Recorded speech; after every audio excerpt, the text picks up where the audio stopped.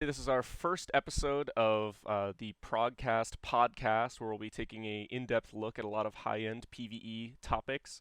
I am host number one or two. I don't know. Impact, you can be host one. I'm host number two, Alden Valoris Hate.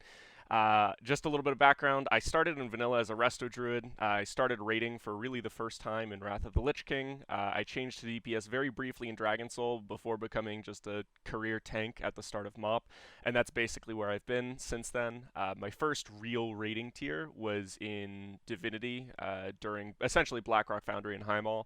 And then the guild promptly died, and I went to join AK, and I was in AK on and off from Blackrock Foundry until the start of Legion, where Impact and I took over as, we'll call it co-GMs, and ran that guild all the way through 3 months ago, where we ran it into the ground. And now I have joined Limit, where I am permabenched third tank guy. You may recognize me, probably recognize me more from casting than playing, but I am technically in Limit, and I'm looking forward to casting future events and putting on the podcast with my boy Impact. You did always like being number two. Number two, that's me. All right. Well, yeah. So I am host. I guess I'm host number one, but I am Impact. So background on me: I started playing in Burning Crusade. I didn't start raiding until Cataclysm though. First real raiding tier with the guild was in Firelands, and that was my sick normal Ragnaros kill that I love talking about. I didn't start raiding seriously until the first tier MoP though. My first sort of good finish I could say was by with Pie Chart in Throne of Thunder on Lei Shen. And then after that, I eventually ended up joining Arathi Knights with Valoris here, where we did run the guild together for 3 years. And then eventually, when it died, I am currently now a raider in Big Dumb Guild. And then I've also am a pretty big classic enthusiast. I've been playing private servers for multiple years, and I currently work as a guide writer for both Icy Veins and Wowhead, doing various class guides and other things. I'm also a classic enthusiast, for the record, just an amateur classic enthusiast. Nobody pays me for my enthusiasm. There you go. All right, our first guest for this episode, which I'm actually very excited about, is Lozy, the guild master from Big Dumb Guild. So just real quick, introduce us, Lozy, who you are, where you came from, what you play now. Hi, I'm Lozy from Big Dumb Guilds. I've been playing this game since I think early BC. I don't think I really started serious raiding until like the ICC Hallian era. But that was back in a little guild called the Future, and ran that one into the ground, and then started Big Dumb Guild, late Miss, early Wad, and I've been here ever since. Originally mained an Ellie Shaman like forever, even though they kind of were extremely unpopular until this tier. Um, and then switched to being a career tank. Uh, and not Antorus Farm, the other one, Hellfire Citadel Farm. Hmm. Very cool. So you actually, really quickly, we'll talk about this later, but you said you actually were a founding member of BDG, but you weren't the original GM, right? Yeah, so BDG originally was a casual guild under the name of Astromigos. Our original GM for BDG was I think Blue guy. I know he's been around, but he had to kind of step aside over the past years. Gotcha. I think I've pretty much always been an officer as long as BDG has been BDG. Uh, Me and him have played together forever. I guess we played back on Future of Cenarius was our other guild that we played in, all the way up until Dragon Soul. Neat. Well, we'll get more into that later. That's interesting, though. I didn't realize you were also a founding member, but also for the Mhm. longtime fanboys in chat like Sal, indeed, we were actually on Lozy or on US Cenarius, which is like now a micro server. Uh, but we're from the same server as Lozy, dude. We hung out with that I had guy in no another idea life. that Arathi Knights and Future rated on the same server. No. Well, and that's a different future for people not aware. So you said your Hmm. current main and role is basically just monk, right? Because you're a tank, career tank. Yeah, I mean, I think those are pretty synonymous, this expansion, so Just briefly, do you enjoy Brewmaster Monk? I mean, I know personally it's something I've kind of grown to tolerate, but it's definitely not my favorite tank. I think I'm more in that boat. Um, I tend to just enjoy playing things, like playing a little bit of everything, just because things feel fresh. Like these past 2 weeks, I've had like a lot of fun playing Vengeance and Keys. Yeah, dude, Vengeance feels There's just great. nothing like exciting about really Brewmaster anymore. I know Valorous has always been on the Vengeance hype train. Can't wait for it to eventually have it. Do you think Vengeance has its tier at some point here soon? Next expansion, maybe? If it does, it's a completely different class spec. Really, I we can get into more of this like again like later when the time There comes, needs to but be trigger warnings in these statements. trigger warnings. No, dude, Vengeance Demon Hunter, I think that class is actually really close to being good. I think Vengeance might actually be a really good class this expansion, not looking that different than it does right now. But we'll see, we'll see. Okay, so let's get into the true depth of Lozy's soul here. What is like we're just gonna go down and just hit some like favorites, least favorites of basically the game. So let's start. Like, what's your favorite raid tier from a design perspective? And just so you know, the follow-up question is, what's your favorite raid tier from a personal experience? If they're the same one, just make it one answer. But if it's two separate answers, we can talk about both. So first one, design experience, favorite raid. Design perspective, I'd say Blackrock Foundry. Not all of the bosses in there were cool. I guess the Iron Maiden's boss was questionable, but Black Hand super cool fight. Blast Furnace probably one of my top favorite fights. Thogar is one of everybody's favorite fights. Interesting. Okay, I can appreciate that. And yeah, What'd you think about Blackhand? I actually really like Black Hand. They're I don't know, what did I like about Black Hand?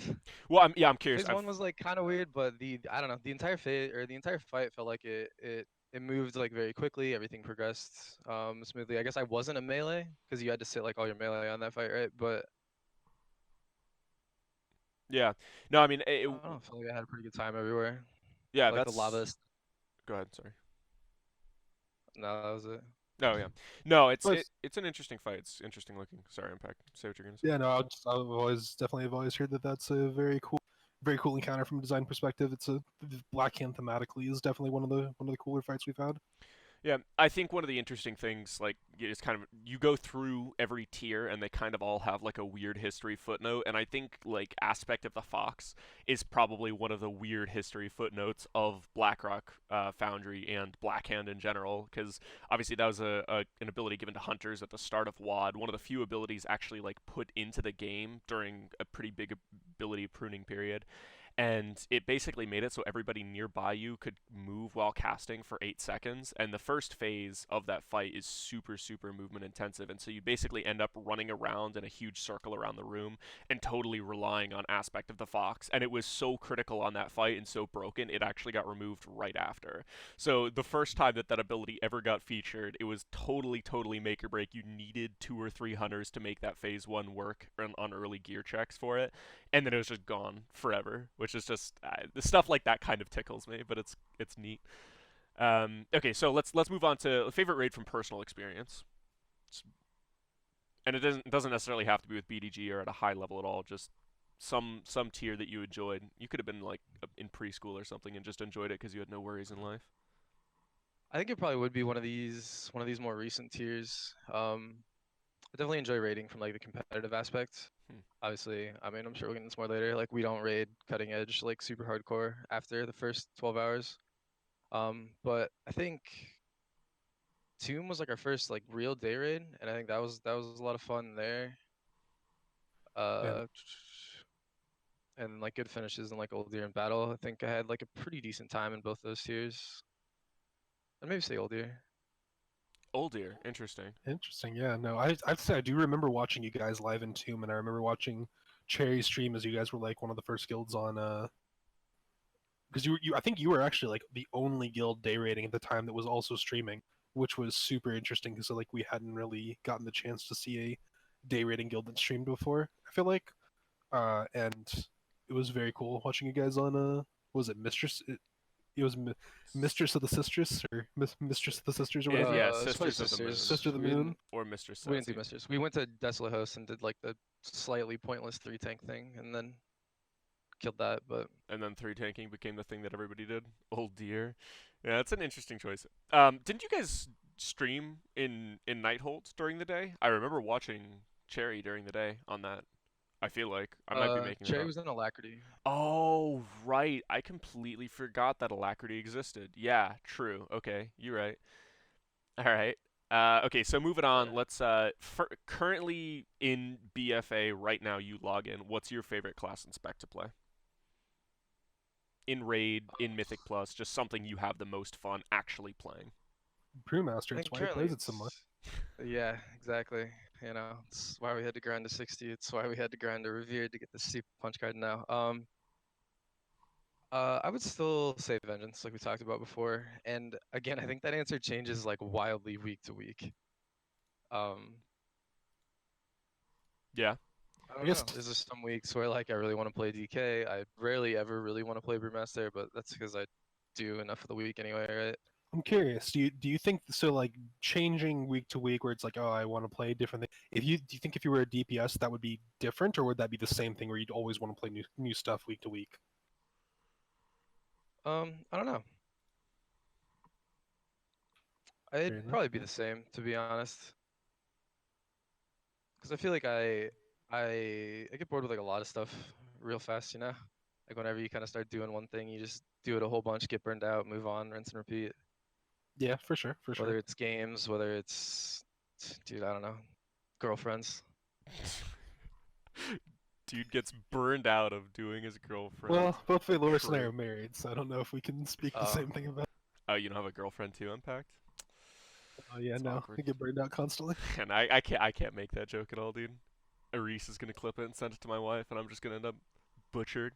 All right, moving on though. This is, I think, the more interesting of the question. What's your favorite class and spec of all time? Like, I know for Impact, it's like Mop Feral Druid, specifically after TOT with Rune of Origination. For me, it's probably like Siege of Orgrimmar, Prop Paladin.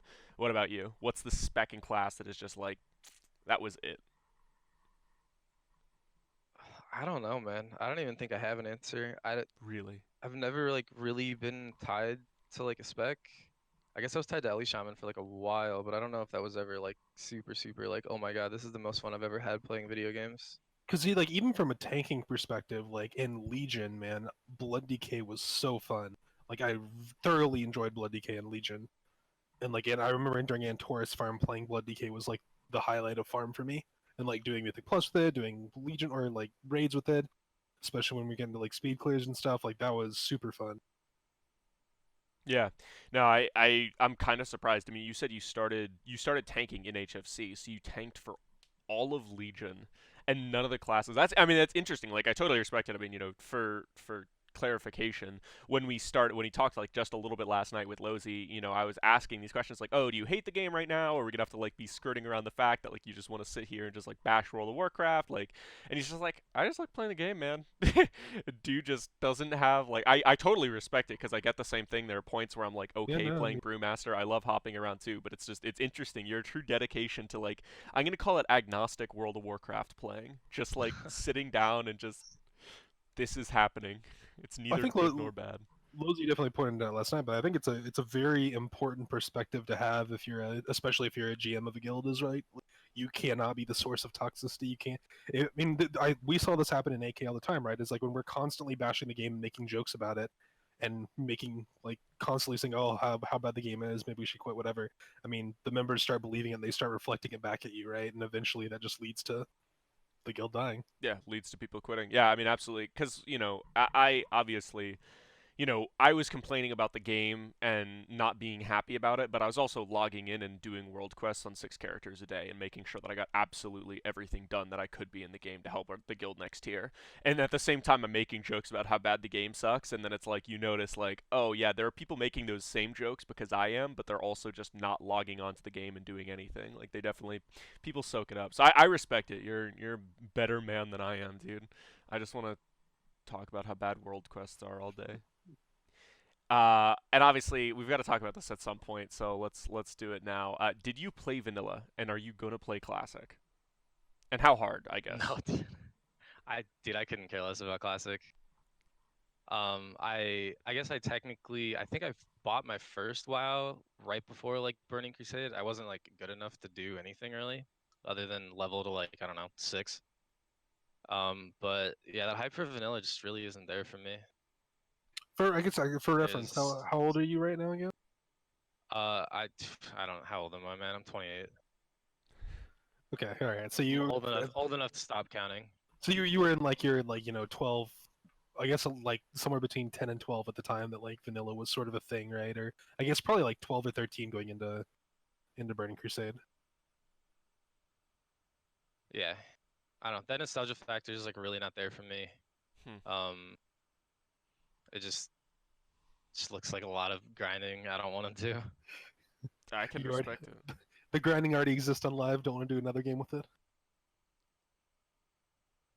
It's Yeah. it's interesting. Okay. I'll leave that one there, but I expect us to pick at that one a few times because that's interesting. I actually skipped something here. What was like your first real raid tier? Sorry, like the one where like let's just say U.S. top 50 or so for the first time. Um, so I definitely remember rating like Karazhan and Gruul's Lair, but that's not top 50, so I just immediately didn't answer your question. We did pretty well in future. Was it top 50? I think it was like top 60, and that would have been like the like Nefarian Sinestra tier. What do we want to call that? Was that 11? No, that's too low of a number. Uh, but I think that actually was 11 because 14 was Siege of Orgrimmar, 13 was Throne, 12 Oh, I know was Sinestra, are like you talking 12. about tier numbers, not ranks? Because yeah, that was tier 11. yeah, Yeah, Firelands was tier 12, DS was tier 13, and then Start of Mop was tier 14. I know and I think because BG's Or right. first sub 50 was Archimond. I think our Black Hand was like around that 60 range. So yeah. interesting. That's cool. Um, So it hasn't been too long, I guess, in the overall yeah, grand scheme of things. this is one that I was tipped off by Impact to ask. Is UNAT a good boss? Uh, kinda? Do No, you it's not. know? Okay, so just I don't briefly, know. like what turns you off so much? Because I've always heard, just I'm basically attacking this from the perspective of UNAT is a great boss for like the super high end raider, and it sucks for everybody else. But like I think a lot of people kind of exalt that like it is a super hard raid, and we love that, and it's not miserable, it's just hard and challenging, and that's something people talk up. I mean, what is your take on that? It's a little miserable. It just in order to get like a true like first cutting edge kill, you had to kind of go to pretty extreme like bounds, I guess, and it wasn't even. It's not as bad as KJ, right? Like KJ was kind of like hard for like the sake of being hard, a little bit like unfairly so. Like I think Unat pull counts ended up higher than KJ. Is that right or wrong? Yeah, so UNAT I guess world I don't first actually I think know for like was world first. yeah, UNAT I believe was actually about Um, 100 more pulls. Yeah, because it but was over 700, and KJ was I think 600 or 500s for Method when they killed it. It was 641 for method I think on KJ, and then it was There like you go. 743 for pieces on UNAT I think. I don't have like a super terrible time on Unat. I don't actually, I guess, know how to say it. UNAT Um, UNAT. but there was a lot of, I mean, there was like some unfair things. Like if your healers got debuffs in like phase three, it was pretty much like instantly a wipe. And I know a lot of that's just like a product of the strat that was there at the time. But just having such like volatility in a fight, like because you had to do these marks all the time, and if people like messed up one, it was kind of a wipe. Yeah, no, it definitely was a super punishing fight. I mean, I don't know. I no, I definitely agree with some of the core of what you're saying though, because it is a particularly miserable experience when something is just so challenging that it's kind of just like miserable to do. And obviously it's great and all when it's, super challenging and it's something that you feel like you need to really perform to accomplish, but, at the end of the day, you are putting real hours of time in there. So I get it. I get it. And I think like expectations weren't managed at all for that tier because like Yeah. I don't know, we woke up like heroic moaning and turned on people like literally not knowing mechanics and killing bosses, and we were like, oh okay, so like this is gonna be easy. We should plan for like I don't know, maybe a week. Like look at all these mechanics we can like half optimize, and then I don't know. We got to Mythic, and I don't think any NA guilds like I know what Limit made it to like Enrage at like 2%, 3%. We made it to Enrage at like 10% or something on Cabal. and it's just no one was ready. Everybody thought this tier was just kind of going to be like a side thing and be easy, and it ended up being like one of the hardest bosses. Yeah. Yeah, no, Yeah, no, I definitely remember that, and that was one of the things that ended up breaking AK. Is we were definitely not ready for a real tier at that point. yeah, no, mentally especially, it was kind of just like, do we really want to do this tier? No. If we don't do this tier, does the guild basically just die? Yeah, all right. Pull the ripcord. Done. All right. So moving on. Challenge modes or Mythic Plus? Which do you prefer?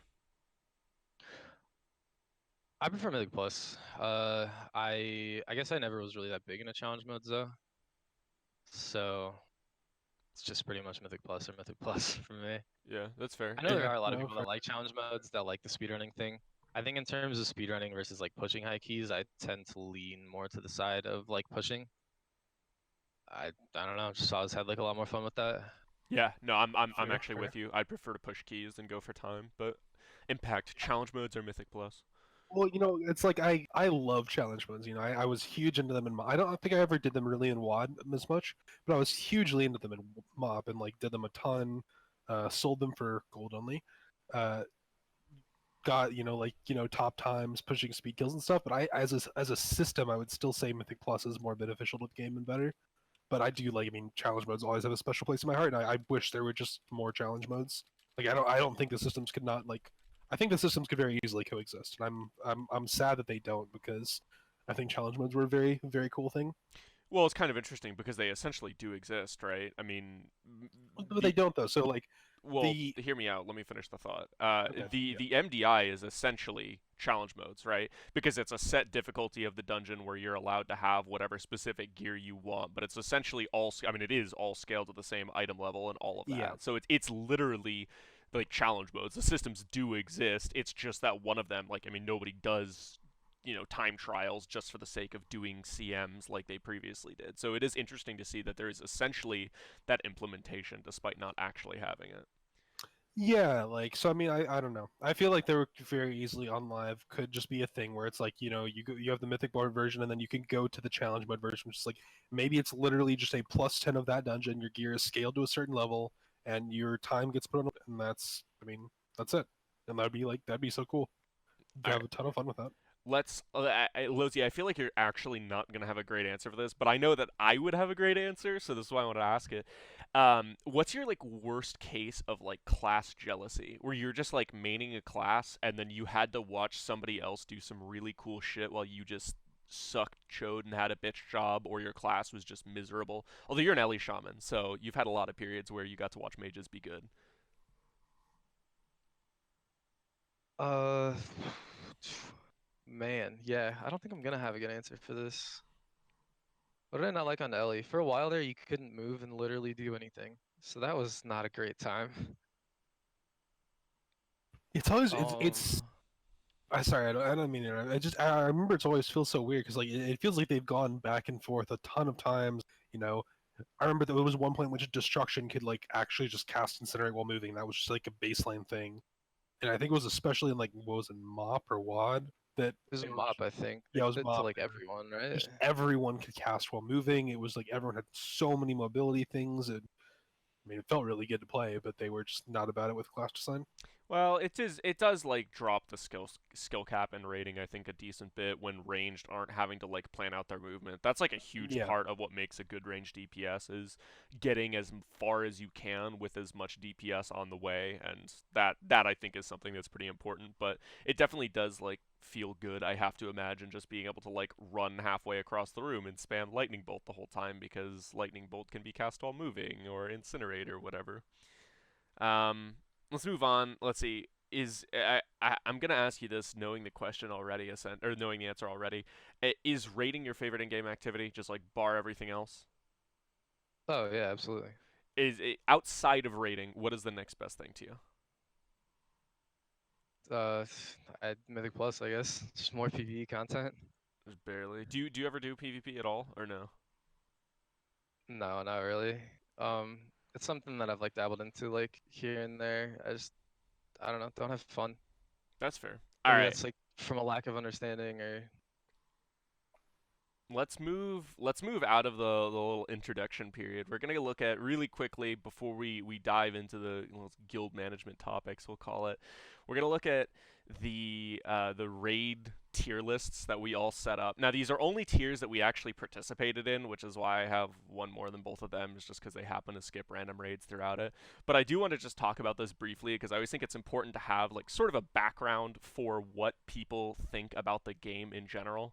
So Lozy, or I guess for people who are actually listening and not able to watch, the tiers that we had were ICC, Throne of Thunder, Hellfire Citadel, Uldir, Tomb of Sargeras, and Firelands. So basically, going back the past 6 expansions, we were kind of looking for like what are the very defining raids, or what is a super controversial raid from that. Obviously, ICC, TOT, kind of defining raids of the expansion, whereas I think you could call Uldir is fairly controversial for this expansion. Tomb of Sargeras, fairly controversial.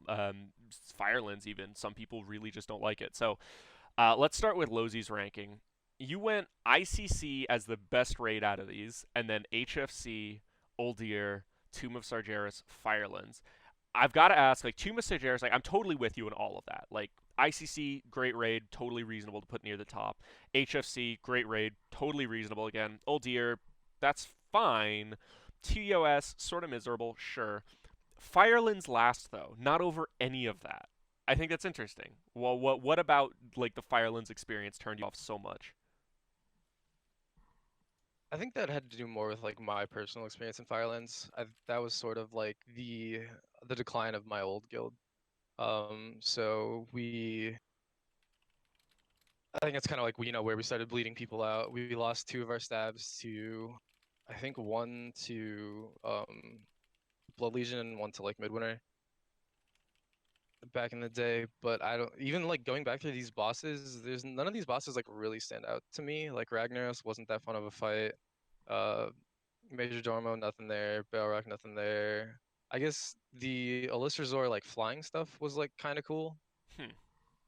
I, but having the coolest boss in your raid be basically one of the starting is kind of meh for me. I'll be honest, I've never heard anybody say they liked Elisrazor's flying mechanics up until you. You're a man of very unique opinions, and I kind of love it. Oh man, the Well, listeners. again, I was an Ellie shaman, right? So that was one of the fights I got to move and cast. Oh, true, true. I wasn't Maybe even a that's it. I caster. don't know. I was a Pharaoh Druid, and I liked that. Like the couple times they let me do that, and I would have so much fun. I mean, I don't know. It was just like a unique, like not crappy mechanic, I guess. Like kind of doing stuff like that. Yeah, that's fair. So Impact's rating is very different from Lozy's. Yeah, He went Throne of Thunder as his top, then Firelands, then HFC, then Tomb of Sargeras, and then Uldir last. So yeah. I don't know. Let's talk about the biggest difference in all of our rankings then. So Firelands second for you. What made Firelands such a great raid for you? Yeah, so Firelands for me has a special place in my heart, right? Because Firelands was the first tier that I had ever been in a real, like I was ever just in an organized raiding guild. It wasn't even a good guild, but it was just an organized raiding guild, raided like 3 times a week, and we raided at set times. And I was with a friend from high school. We were raiding in there. It was super fun.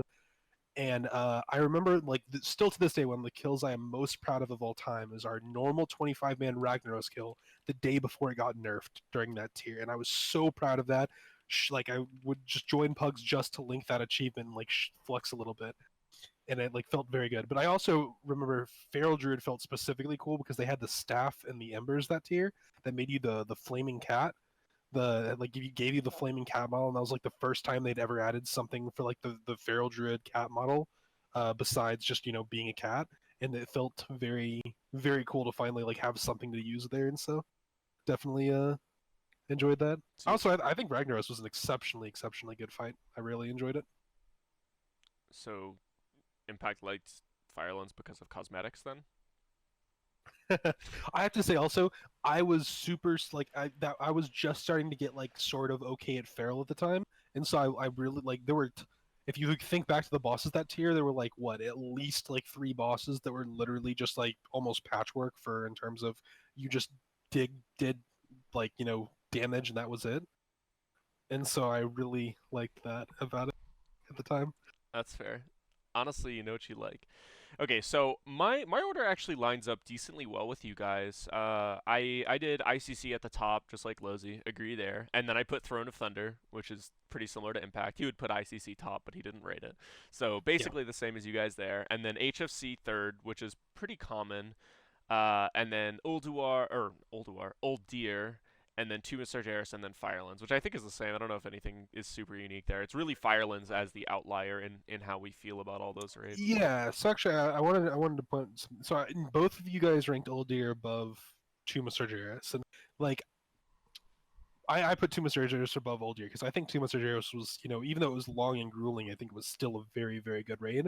And I'm interested, like, what made you guys think Old Deer was just like a better raid than Tuma Surgeris? I think a lot of it for me is like personal preference. I actually like didn't hate Old Year, at least in terms of doing the raid and progression. I think most of these fights were, I mean, Zul's kinda due to like, how the best like burn strat played out. Yeah. Tomb, I don't know, man. Maybe I'm just so biased against that KJ fight because it took so long. Because I actually super like Fallen Avatar, but I think the rest of these fights, like first fights really don't matter. Um, Mistress ended up being awful. Got hotfixed like a million times. Maiden wasn't that exciting because you just beat the fight with a weak aura. 200 plus pull AK guild. Yeah, yeet. That's us. We did not have a good time We on did Maiden. not have a good time on Maiden. No, so I mean, just briefly, yeah, it's preference. It's actually just preference. I mean, you were there when I was doing it, and I was like, TOS above Aldir, and I was like, wait, no.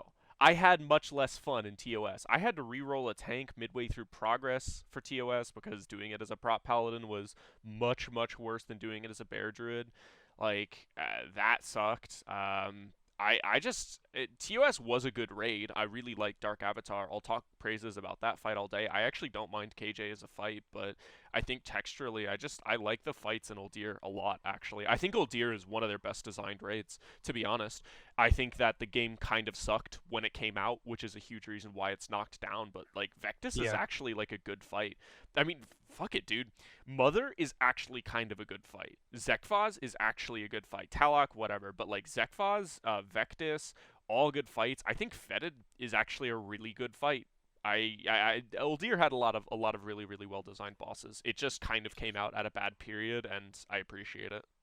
Yeah, I guess for me, the personal preference does shape it a bit too, because like I tanked for Antorus and for Uldir, and going from Antorus and having a ton of fun with Brewmaster and Blood DK specifically, and like really get like learning it and having a ton of fun during farm, and then getting those classes just like especially Blood DK, just getting that gutted and going into Uldir just felt like a shell of its former self and was just like not nearly as enjoyable to play as I remembered. So definitely left like a bad taste in my mouth.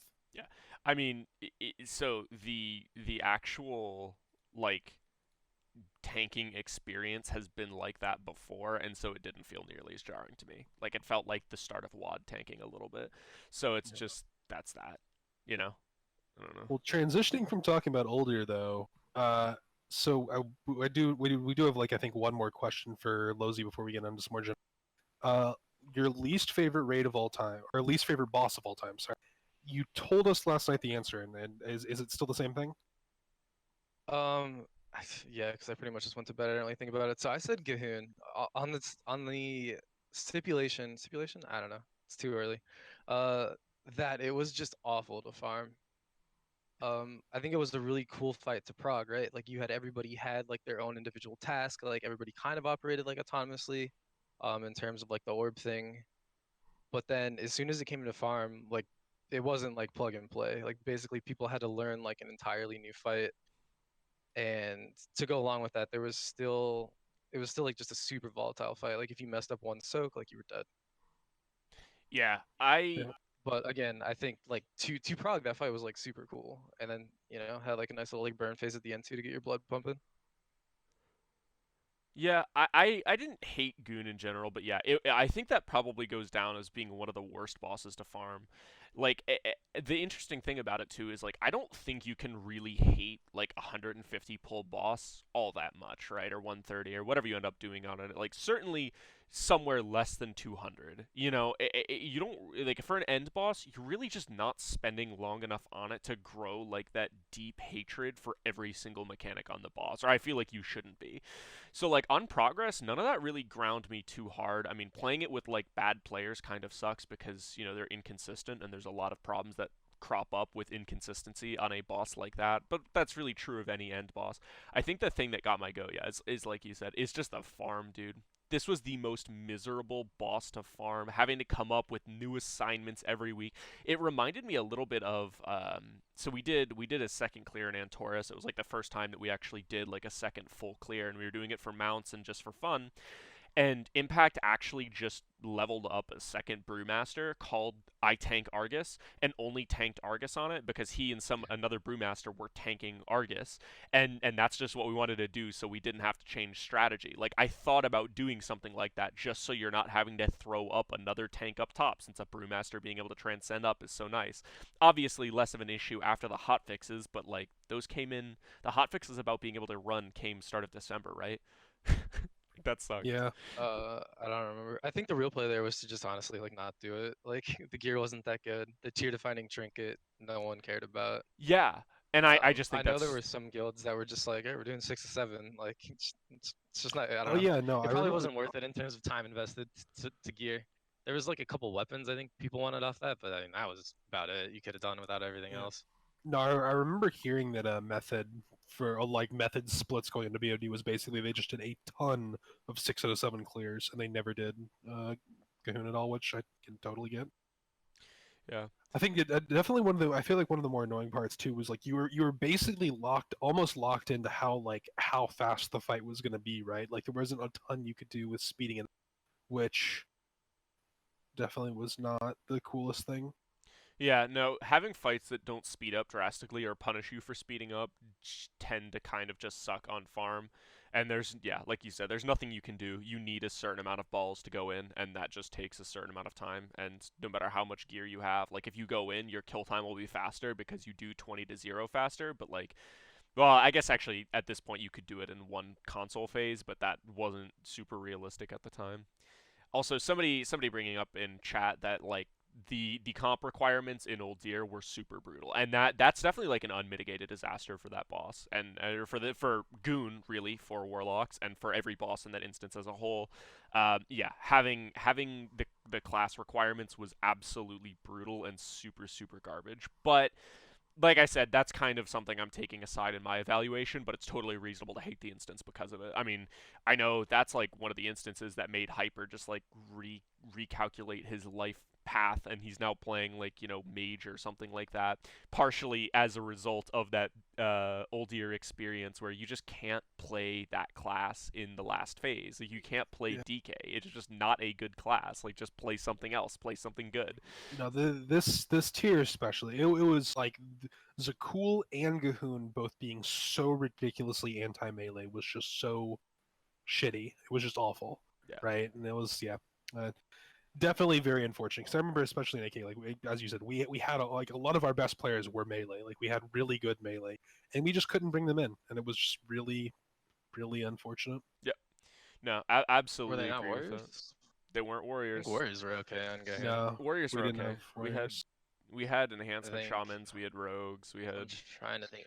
Did we? Oh, you have a more kill going right now. Oh no, I can't see. We might have had a Windwalker in. I don't remember. Oh, I had your kill going on sec. You did not have a Windwalker. You had Oh, two okay. Brewmasters and then a Mistweaver. You ran four Hunters, two Warriors, Demon Hunter, obviously, Mage, four Warlocks, and a Boomkin. So, Oh yeah, you did actually need 4 Warlocks. I forgot about the double portal thing. yeah, Yeah, yeah. the four Double gate warlocks thing. was pretty shit. And that's super brutal, super brutal. Okay, but let's move on. That's that actually, dude, a little get to know you with the Lozy that ran on quite a while. But we're going. Let's start talking big dumb history. You know what I'm saying? Like let's get into the deep dive, where you're from, what you've done, and then we'll get to what you're doing right now. So. I know this is rehashing a little bit, but just briefly, what was your first successful tier for BDG? HFC? First successful meaning I think like the first tier we like formed up and I got cutting edge would have been Black Hands Blackhand. And that because I don't think was I don't think we technically we didn't kill Imperator until after BRF came out. I think we killed it before Blackhand, but Yeah, we we definitely hit the ground running in High Mall. We just like didn't make it, right? Because we were like, I think some of those kills are like US like 300, 400, 500. oof. Interesting. Okay, so you Mhm. started like formally in High Mall, and then your first decent finish was that Blackrock Foundry. What was the first tier that you felt like BDG had kind of like turned on or whatever? Like, what was the biggest jump you remember in ranks? I would say the tier after that, going from like 60 to 30, Blackhand to Archimonde. Because once you start getting in like the top 50, like ranks start becoming a lot harder to come by. For sure. If you look at like in terms of like ranks jumped, it's like 110, 30, 7, 10, 3, 3, 3, -1. You're So I feel like also going like for especially for a tier like HFC, the in boss like the full raid grind, 13 bosses, Archmon being a gruel, like that was a grueling tier. Like that was a long tier. Does making it through a tier like that with a huge rank increase, does that like I mean does that sort of factor into it in terms of like you survived where a ton of other guilds just didn't survive that tier? I think so. Because you just feel good about the amount of work you put in, right? Yeah, for sure. And when you put in more work, you generally are more proud with the result that you have. And there wasn't really any like super shitty bosses there, I don't think. Velhari, I guess, was kind of a bad time, Yeah. but yeah. Tyrant had some issues, but for sure. But Yeah, no, in general, I think HFC is a pretty high quality raid. I mean, Manaroth and Archimonde were both fairly solid bosses. Manaroth was ridiculously long for a second to last boss, but I don't think that's like the biggest crime that a raid can have. plus I think this was one of the first tiers where we got into like prep super heavily, which I know we'll talk about a lot, but because like Archimonde had all of the weak ores, were they weak ores back then? Yeah, they were still weak ores for the soaks in the last phase. The mechanic yeah. name's escaping me, but the little knockback things. Yeah, the Dark marks. beams or no, the dark marks, Yeah. right? Yeah, interesting. So briefly about the original founders, how many like were the like founding members as far as leadership goes, and do any of them still play even if they don't necessarily play in the guild? Like how many are gone? So yeah, actually, in terms of founding members that still play, it's just me and Dobbs, our Mistweaver. Uh, how many founding officers did we have? It might have been like 4 or 5, and pretty much all the rest of them are gone or have stepped down. So like me, Dobbs, and Blue, I think are the main three like founding members that have still been around forever. So And I I mean, Blue's even still around. He's not like gone. Definitely still helps with some strat stuff, some weak aura stuff, some of the other things in the background, like website branding, etc. I noticed this on Dobbs's Twitter yesterday that I hadn't noticed before.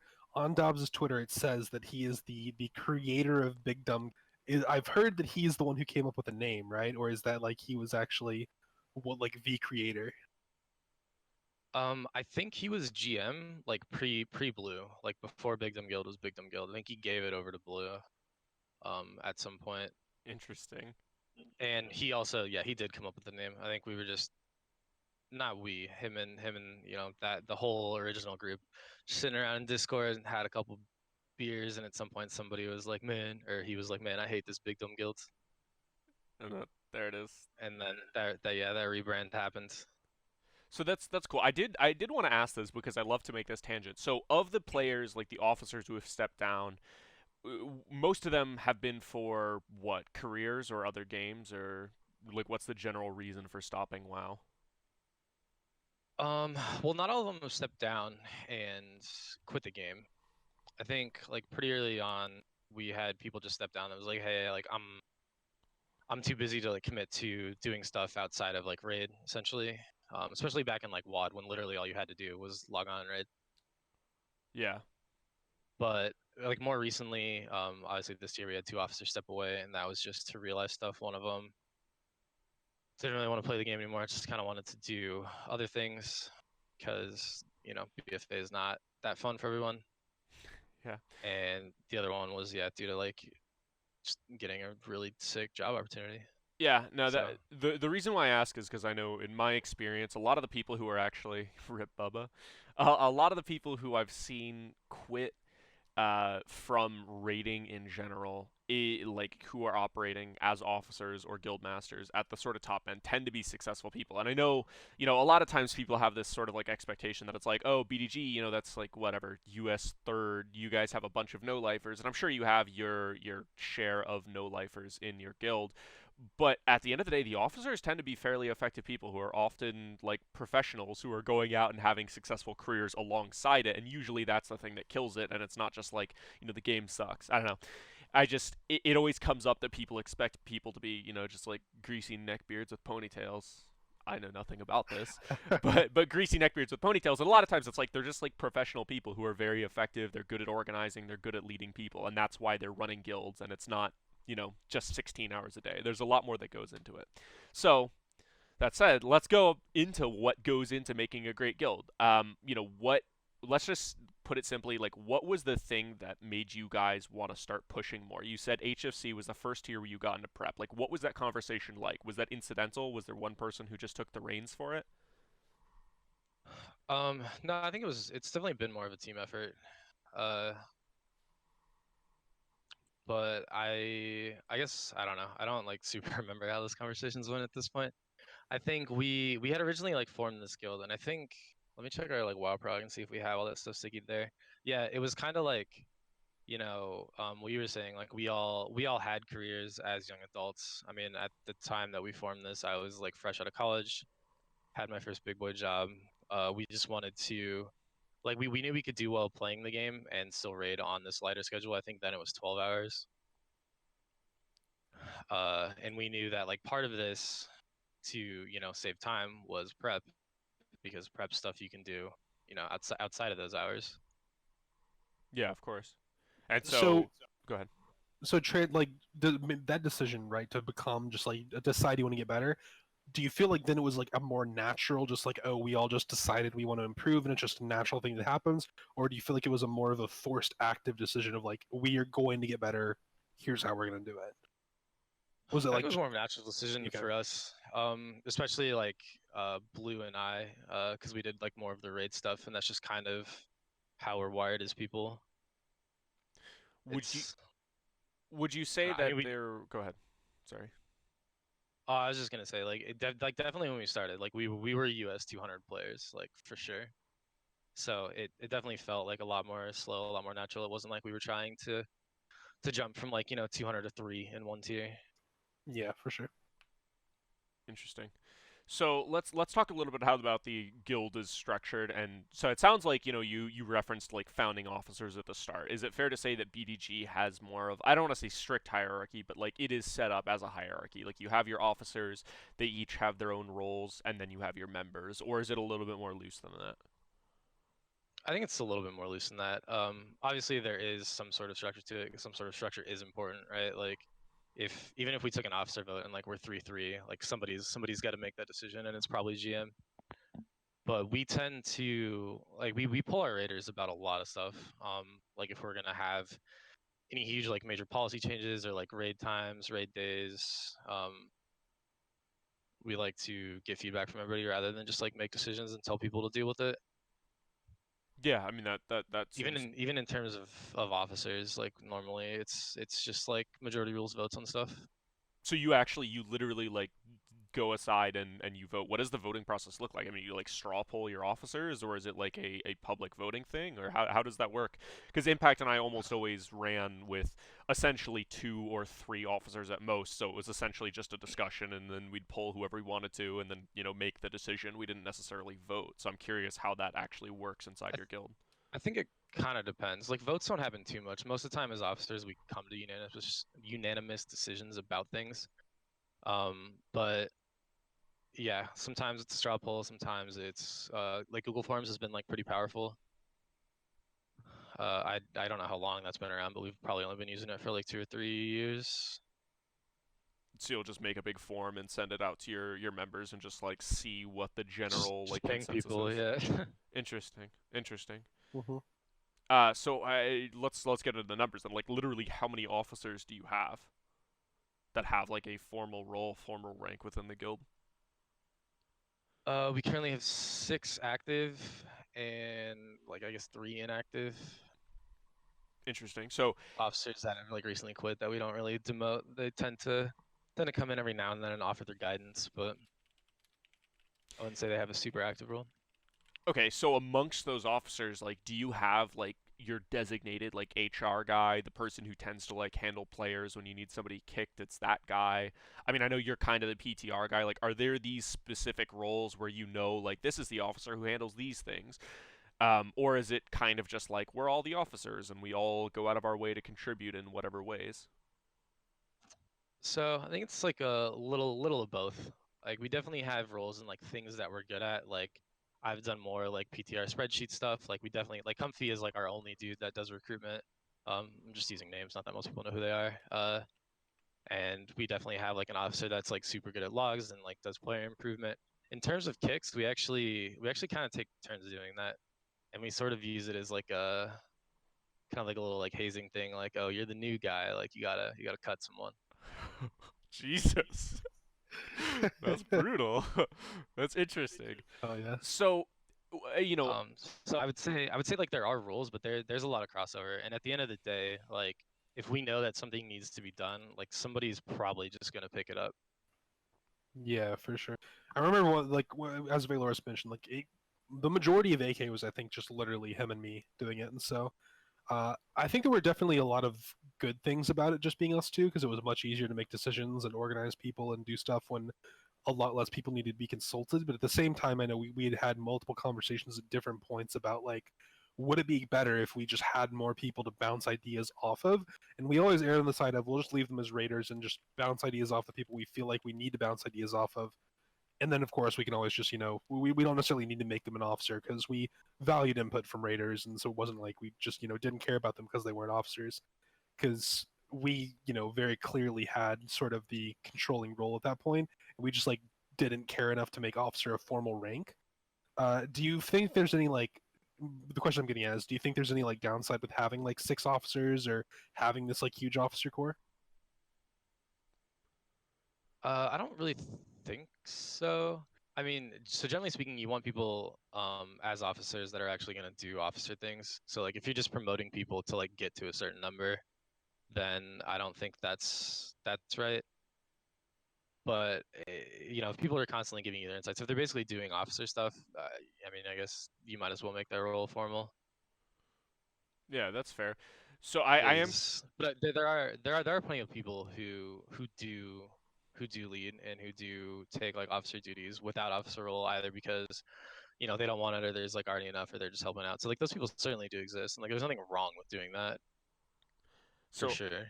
I do I think that this is the hardest question, and I think the answer is probably going to be like just find them forehead. But how do you find a good officer? Like I mean, in BDG's history, like is it lucky? Have you just had a lot of motivated players who are like, yeah, I'll step up and do that, or do you guys feel like you're having to like approach people and look for people willing to take up those roles?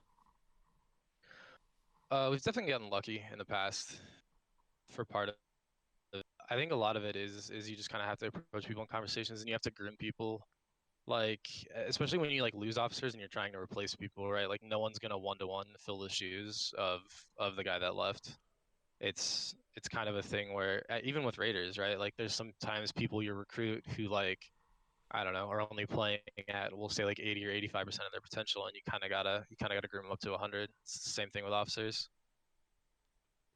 Interesting. So I mean, let me put it this way. Have you ever had an officer like a successful officer come from somebody who didn't sort of make it apparent that's something that they were interested in? Like you just saw them and you're like, "I think you'd be good at this." And then you make the first move and you're like, "Hey, I'd like you to start helping out with some of these things." Or has it always been like they kind of make the first step in seeming like they'd be effective or helpful in that role? I think more towards the second, right? Because um, yeah, you don't want to promote people for no reason. So you have to promote people who have promise, who want to help out, and can kind of go from there. Because once you give people like a formal platform to do things, they tend to like a lot of times people don't want to overstep their bounds. And once you basically give them the officer role, you're telling them that, you know, hey, it's okay for you to like do more stuff, and then people can grow a lot more naturally. That's a good point, actually. That's interesting. I've always Yeah, for been, sure. I've always been a not huge proponent of just like formalized ranked roles or whatever, because it's kind of just like, I mean, if people are going to do stuff, they're going to do stuff. You don't need like an officership to be able to enable stuff. But I think it's interesting that psychological factor of just being like, hey, you need. You can do this. It's that permission to just not be basic level, go on and do everything. That's a good question. Yep. From chat, how do you go about grooming someone who's underperforming? Well, I think the first part is there has to be like a desire there for them to get better, right? Like if they don't care, no amount of what you do is ever going to make them care. And other than that, it's just you got to sit down with people and have real conversations. You got to have some awkward conversations. Um, you got to find somebody generally who's good at whatever they're trying to do, right? Like I'm not going to be able to offer advice to somebody like playing a warlock, but I definitely like know someone who can. And I don't just try to see improvement week over week. Interesting. That's a I good way don't to know that look at it. there's any really hard and fast system, I mean, the answer is but generally speaking, basically when you're looking at people, you have to generally this is like through logs, like identify what the weak points are and like bring them up and talk about them, and then follow up. I have to say, I do like I remember specifically from AK, like the having some like I mean obviously like you aren't going to be able to give in-depth analysis in every class. I think that's pretty would be pretty unreasonable to expect. But I feel like over time you just build up this sort of player base of people and like that you're on a conversational basis with. Where like if I needed to like get someone that I was confident who was a good hunter to review someone, like I know who I could message on Discord and be like, hey, could you look over this guy's logs? Could you tell me what they're doing wrong? And I know that they would get back to me with a real answer, right? And then like going into that conversation with actually some sort of like real feedback on what they could be doing, and then basically explaining that like they need to do better from that and seeing if they're willing to do better, etc. is always I feel like a pretty effective strategy. yeah. How do you know the difference between somebody not hitting their potential and someone that's just hit their skill cap? Dude, that is so hard to say. I think that just comes with time, right? Like after you've seen 100 people rise and fall, you kind of know where certain skill sets level off at. You know if people have hit their ceiling or if they grow more. I don't know. It's kind of like a feel thing. That's so much more of a cynical answer There's than I would have expected you to give. for sure like no number situation for that. Well, like it is. I mean, I don't know. There's people where like we've cut that we've been like, well, hey, like why don't we work with this guy? Why don't we try to make him better? And like, dude, like he's just been dead every single week. Like there's just like nothing we can do at this point. It's interesting. So, Yeah. out of like how many recruits do you think you'd need to find one successful like long-term member of the guild? Like what's your turnover rate for people you actually like invite to the guild? Pretty low. I'd say like one or two. Generally speaking, we vet trials pretty thoroughly. Because so one of the things about our recruiting and that we've kind of always held to is we don't recruit for bench, and we try to keep our roster like around like 24 25 because we really want the people that we recruit to rate here long term. And I think it's only really been like a recent thing where we've cut people pretty much every tier. Generally like one, maybe two. And that doesn't include people that, just like left for whatever reason. Most time quit the game. But I think part of it is like we really strive to be like people's last guild. I don't remember if that's like written in here anywhere. It's a good So, thing to because do I for know sure. a lot of guilds do like I don't know if you want to call it like shotgun recruiting, but like where you just recruit like a ton of people because like one of them's gonna stick, right? Yeah. Mhm. Or maybe two. But I think we take the opposite approach where we really want people to like be a part of the group, be a part of the guild, be a part of the guild wide clique, if you will. Yeah, and I have to say, I mean, I'll definitely give you some props there. From speaking as a new trial who joined this tier, uh, coming there from having raided in other guilds before, I feel like that mentality probably is one of the big reasons why like BDG is like the least clicky guild and like the most definitely like the most welcoming and accepting guild I've ever seen in terms of roster. Like I feel like as much as I wanted to say like AK wasn't a clicky guild or just like any guild wants to say they're not a clicky guild, like there definitely are some groups that hang out more than others, or they're definitely like the officers maybe do their own thing a little bit more, or there's just like some natural like differentiations, and it's like maybe hard for a trial to get in. You guys are very active, like always on the sort of the offensive on that in terms of like you want to actively get people integrated very quickly, which definitely I guess lends itself to why you like the goal is to have the environment be not like as not toxic as possible, which it seems like you guys are very successful. Yeah. Right, because I think people play better when they're more comfortable. People play better when they're, playing with people they like and when they're enjoying their time spent rather than being miserable.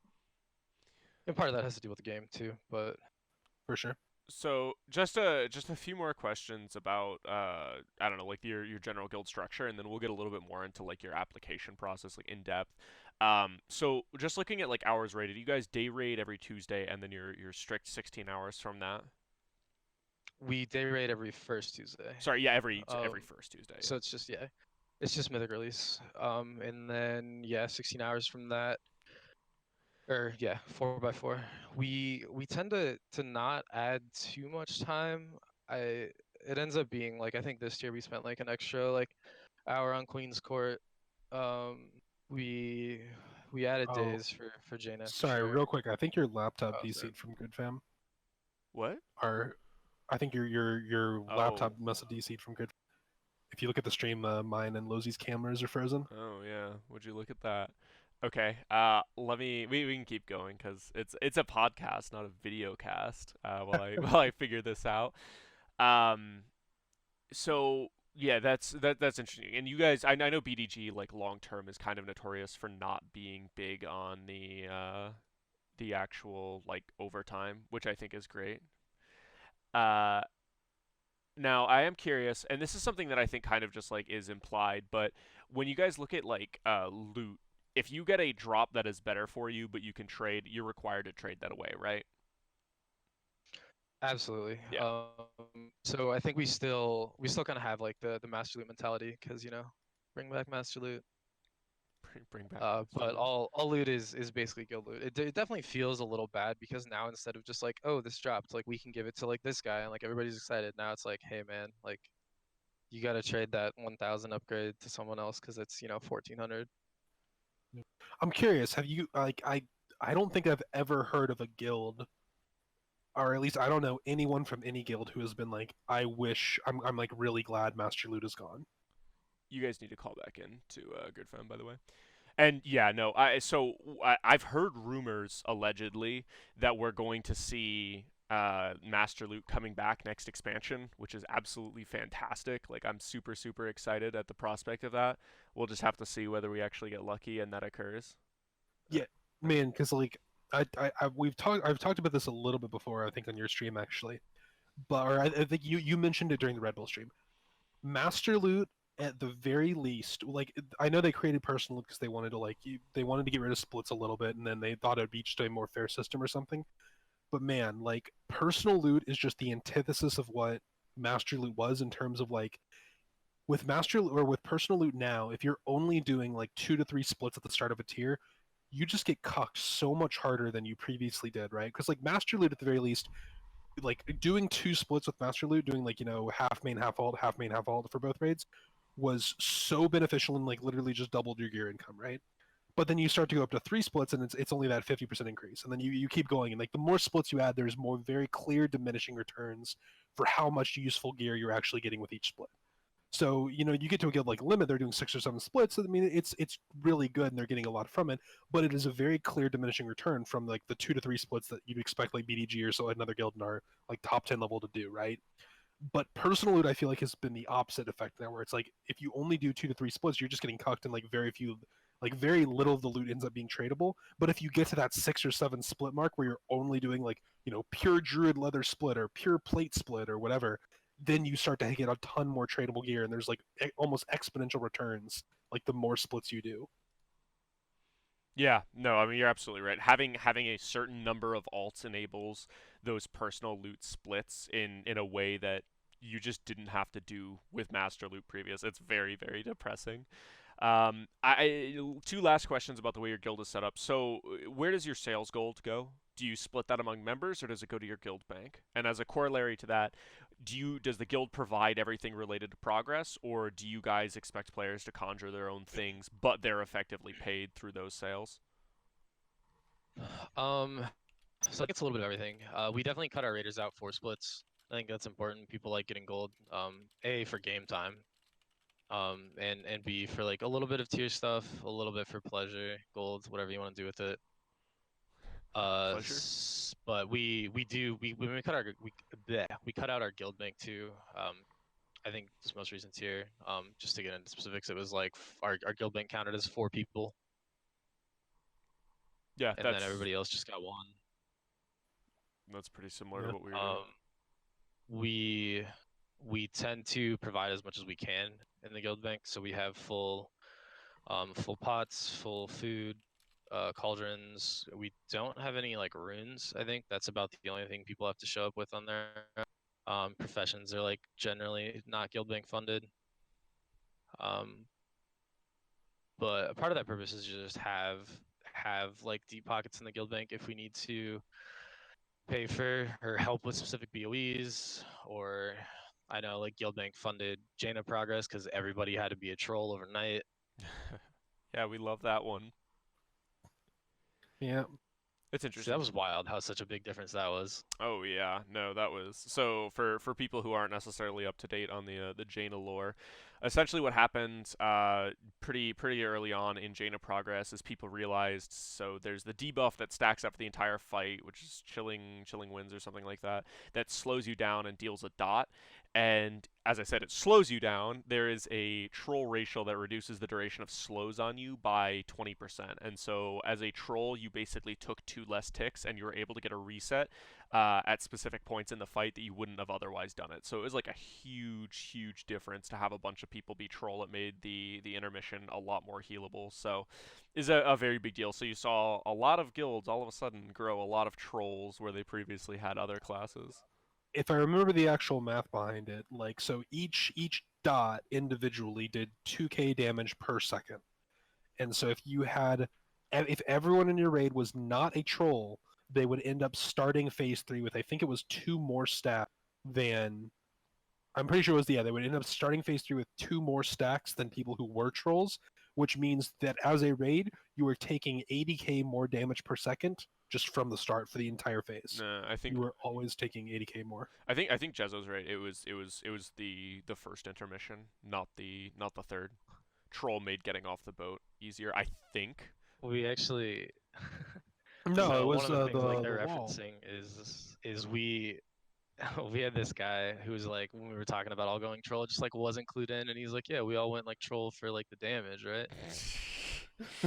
That's funny. Just No, so no, So out you of we kind of kept that one alive today. no, you 100%. You would only get the reset like at the after killing the Nathanos ice block. You would only get the reset if you were troll, like from those with that 1 or 2 stacks, because you would naturally Oh get the yeah, reset yeah, you're while right. killing the ice wall. Everyone would naturally get the reset while killing the ice wall. But then at the end, killing the Thanos, you would have those 1 or 2 stacks from killing and then you'd naturally get the reset, and then you would go kill Jaina. Yeah, I got you. There True. were 2 points in the fight, and that was the second, and that was the big point. Was you needed that because otherwise everyone would have minimum 1, most likely 2 stacks going into phase 3, which again, 80k damage per second for literally the entire phase, more than you would take, is pretty damn big deal. Yeah, definitely. So I'm gonna continue my top end guild apologist agenda here.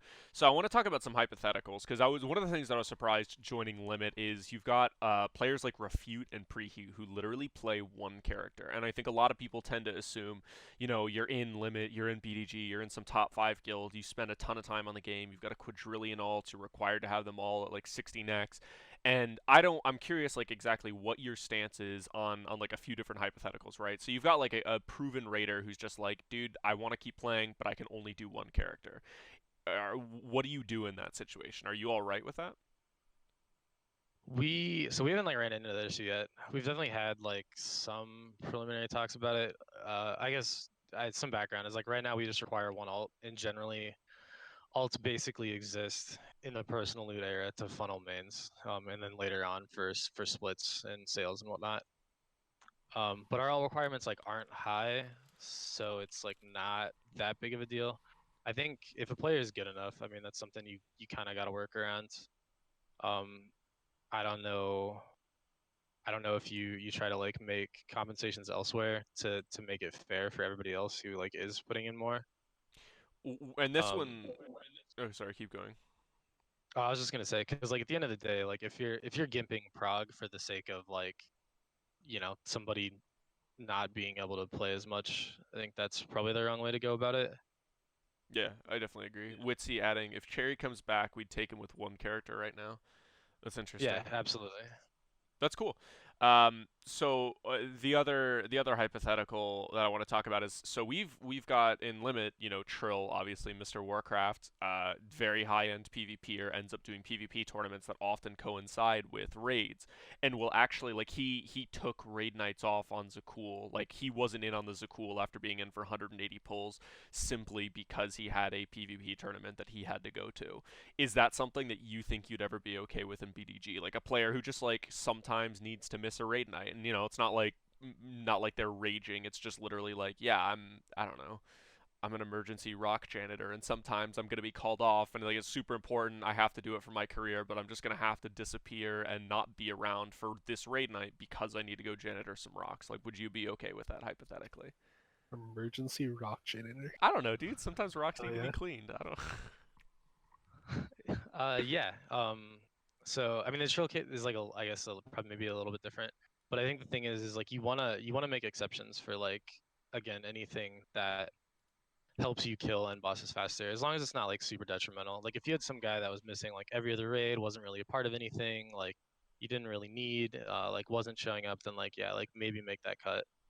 But I mean, if you have somebody who's showing up basically every time he can, and either for work or for other things has to miss a raid, I don't think it's like too big of a deal. I mean, it's not like we keep like attendance numbers and like, oh, you dropped below 90%, like you're getting cut or whatever. Yeah. But I think it really is a case by case basis because you can kind of tell too. Part of it is like a little bit of politics. Like if you had a guy like miss a bunch of raids and like literally everyone's pissed off at him, then like maybe you can't play that. But I think most people get it, especially when it comes to like real life stuff because like everybody has things come up, right? Yeah, of course. Definitely. All right.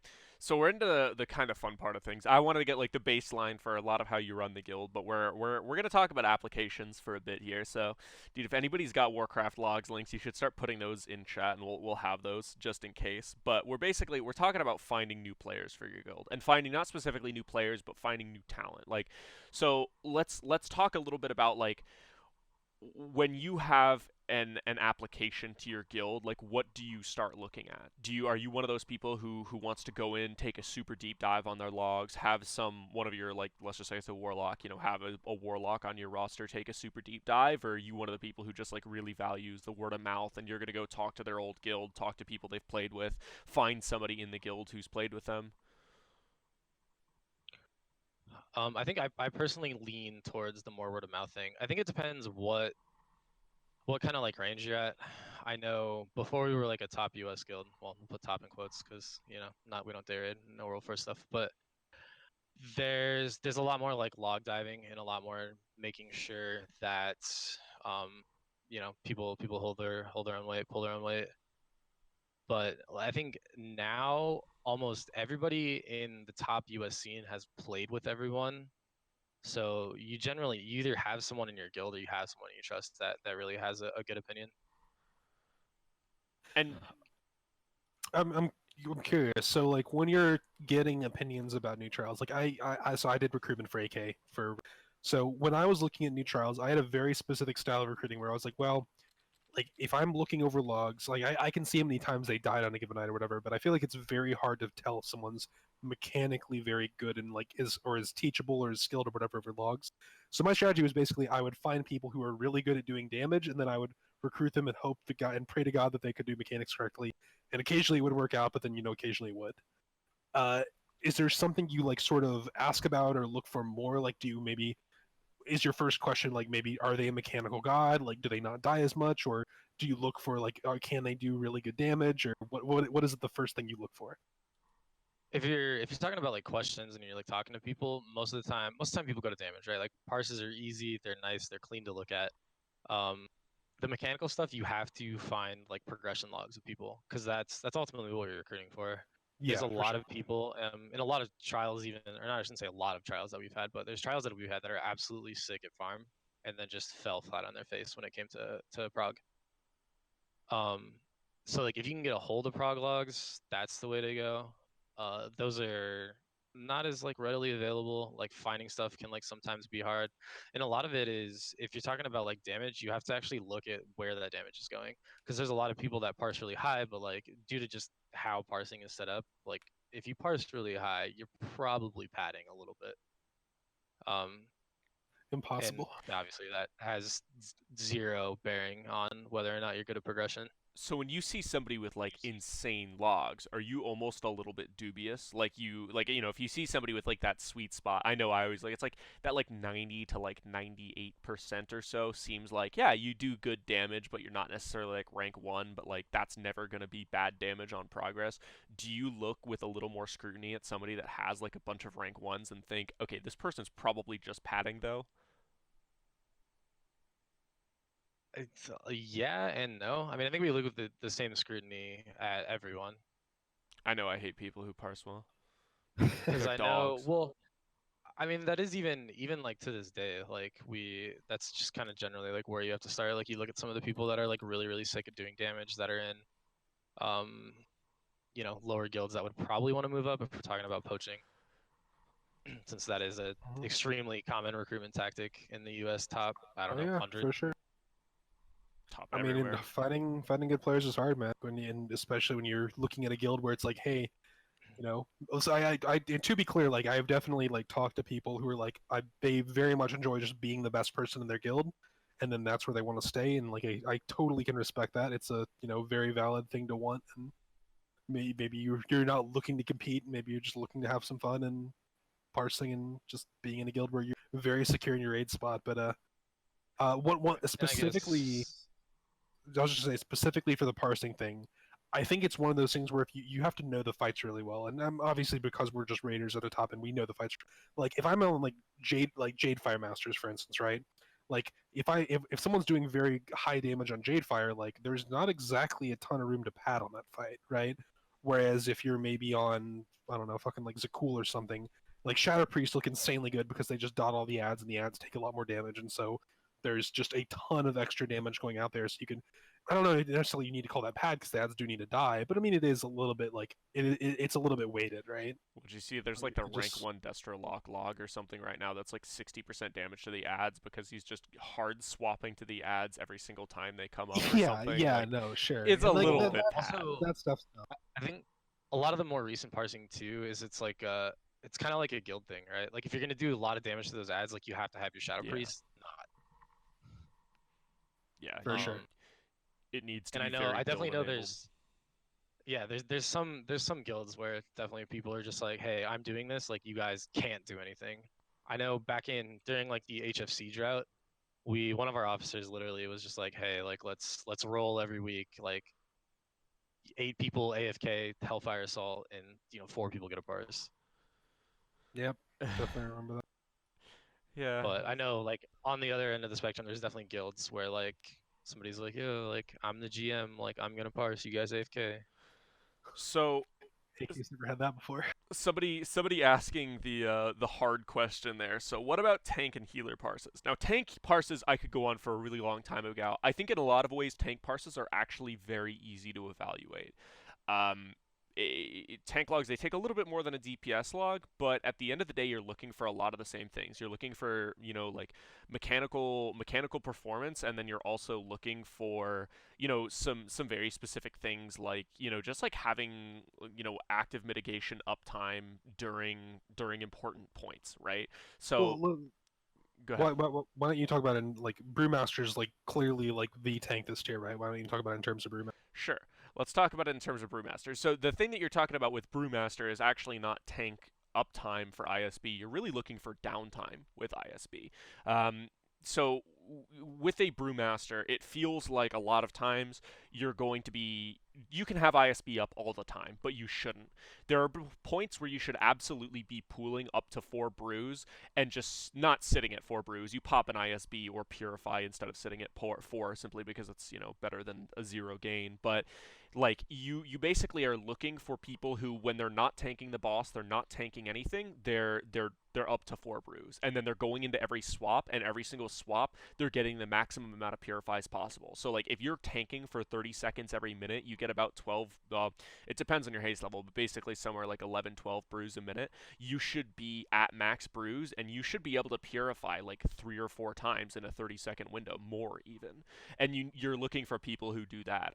Obviously, all of this is so predicated on having a kind of high level knowledge of those logs. So the thing that's so challenging about tanking is that like you need to find people who like actually understand the classes and are also willing to look at it and like can look at multiple tanks, because I think especially one of the challenges that guilds run into at like not super high ranks is that it's not just about Brewmaster, right? They've got some goon who's playing a Bear Druid, and Bear Druid can totally work. I mean, like Lozy, do you play all 6 tanks, or are you like just a Brewmaster and Demon Hunter connoisseur? No, dude, we play all 6. Yeah, there you Both go. me and Fox, my co-tank. Yeah, exactly. It's just something you kind of have to do. I mean, it's Exactly. definitely not high level. Like I'm pretty awful at my paladin, to be honest. Um, It's tragic. but yeah, I think one thing I that don't know. helps too when That's you're what we have to do. one thing that helps too when you're looking at tanks is like, I feel like there's at least one fight per tier where it's just much better to look at tanks on. Like, for instance, an Oldier is I think Oldier is my favorite example to give because Fetid was such a great fight to evaluate tanks on, right? Definitely. Because especially as like an off tank versus main tank thing, like if you were off tanking as a Brewmaster, like there was a very clear strategy to how you could do it, but it required a little bit more mechanical execution than someone who's just going in for the first time and just decides they're going to keep 100% uptime on ISB, right? Like there are very clear differences between like a really good tank and a very bad tank. And one of the things I don't know if Bubble mentioned for specifically looking at tank parses, looking at their like one of the biggest, like if you just need to break it down to a number, like looking at their effective healing required per second in logs is like one of the best things to look at in terms of like seeing how much their damage they're mitigating versus how much healing they're doing versus how much the important number is how much healing they require from other healers. Yeah. So Lozy's up there while I'm looking at these logs because I can't change out to myself easily because this isn't a professional setup.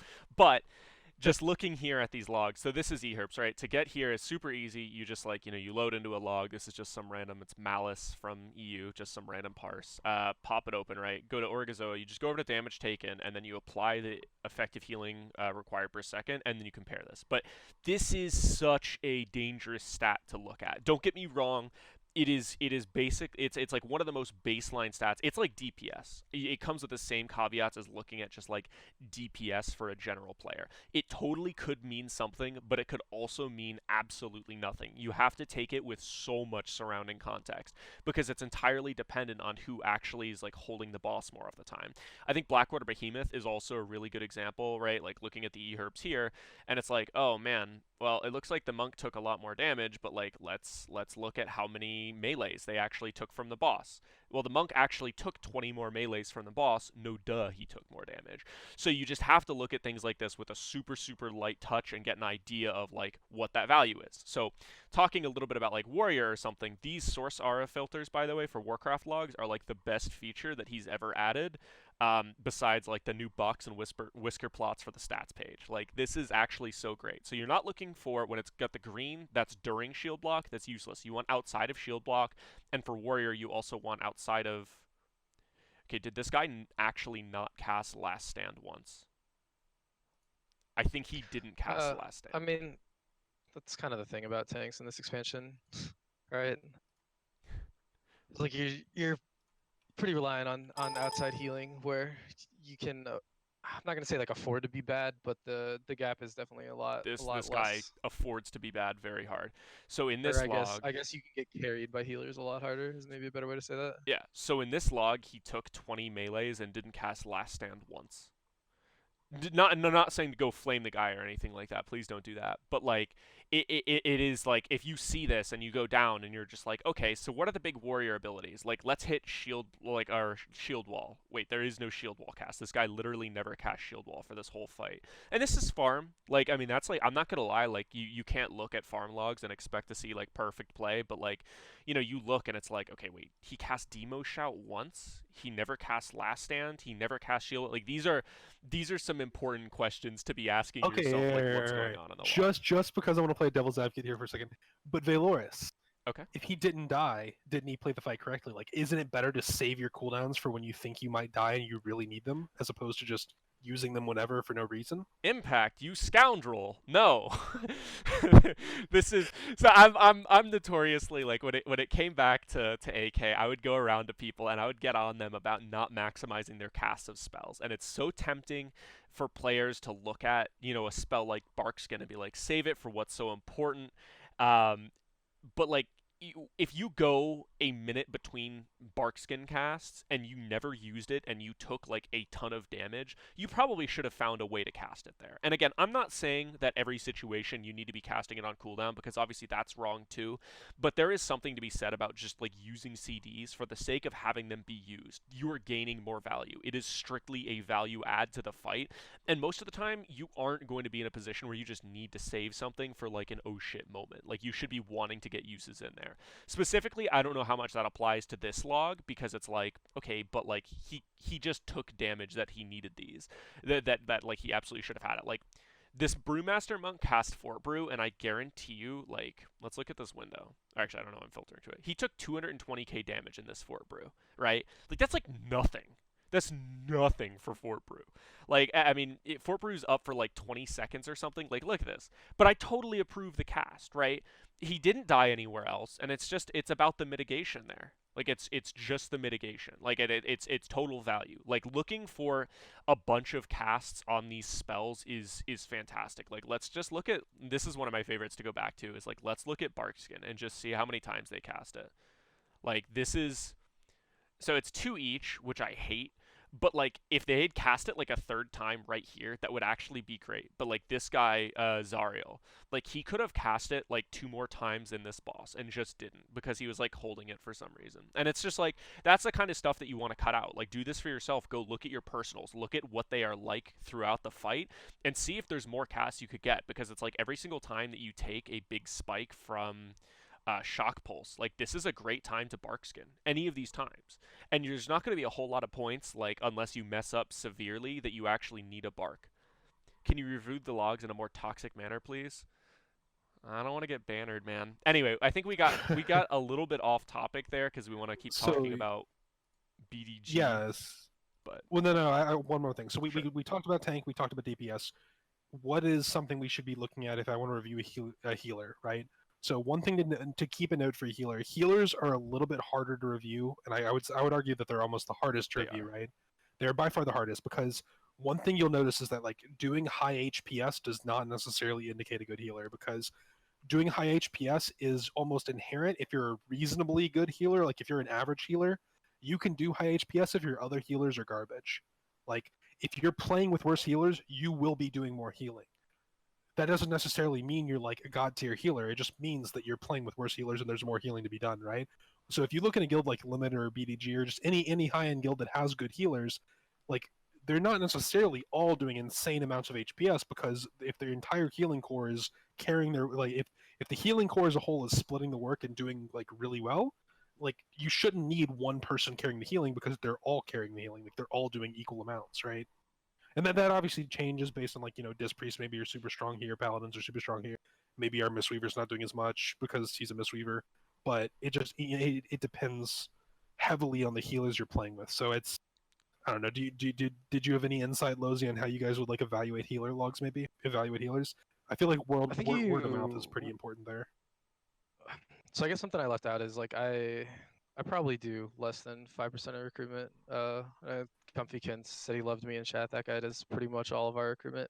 But I think healers, you kind of do the same thing as like DPS, right? Where like you look for people who look competent at their class, and then just see how like mechanically they fare. And I think our success rate with that is like probably above 80%. I mean, we trial obviously a lot less healers than we do DPS, Yeah, but I think it's kind of like the same idea. for sure. I'm not going to No, I, stop looking at your logs because they're convenient to look at. You know, Jazzo was obviously, like he said, he's joking, but I am curious, right? So, like, I'm a total layman, dude, and Comfy, stop me when I start sounding like an idiot here. But like, if I was just like somebody was just like, okay, we need to know if this guy's like a decent investment for our time, right? And you said, okay, go to his logs, just figure it out, Valoris. Like, you need to find like whether we take this guy, yes, no. Like, we need this in the next 10 minutes. You can't talk to Amma. You can't talk to anybody that has a healing brain.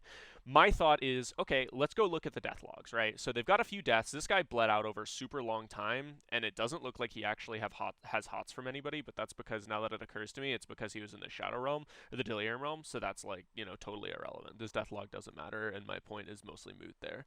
But if you look at these other ones, like, okay, you see Jazzo, dude. He's this is C to VNR. He doesn't have any like direct heals on this guy like before he dies, and that sucks a lot. Also, looking at the casts, like obviously none of the healers in this log actually parse well. Like they're probably overhealing this for having 3 healers, right? And then you also look and it's like he only tranked once on the boss. And unlike what I was talking about with like cast your spells more, like with healers I think that tends to be it's true to an extent, but it's also not true to an extent. Like if there was no point presuming he's running 3 minute trank, like there probably wasn't a good point to second trank on here for Jazzo, right? So his parse is gonna suck because you look at the healing, right? And you know, like the trank can be a huge swing in how much HPS a Resto Druid is actually doing. It's totally dependent on where their cooldowns are. And sometimes that's in the druids. Yeah, exactly. You're not wasting your trank to pad. No, exactly. Like and you know, you are kind of just stuck with the shit kill time where it's like asking a DPS to pop like a really bad 3 minute for the sake of a super specific check. Like we need your trank there, Jazzo, or we're gonna die.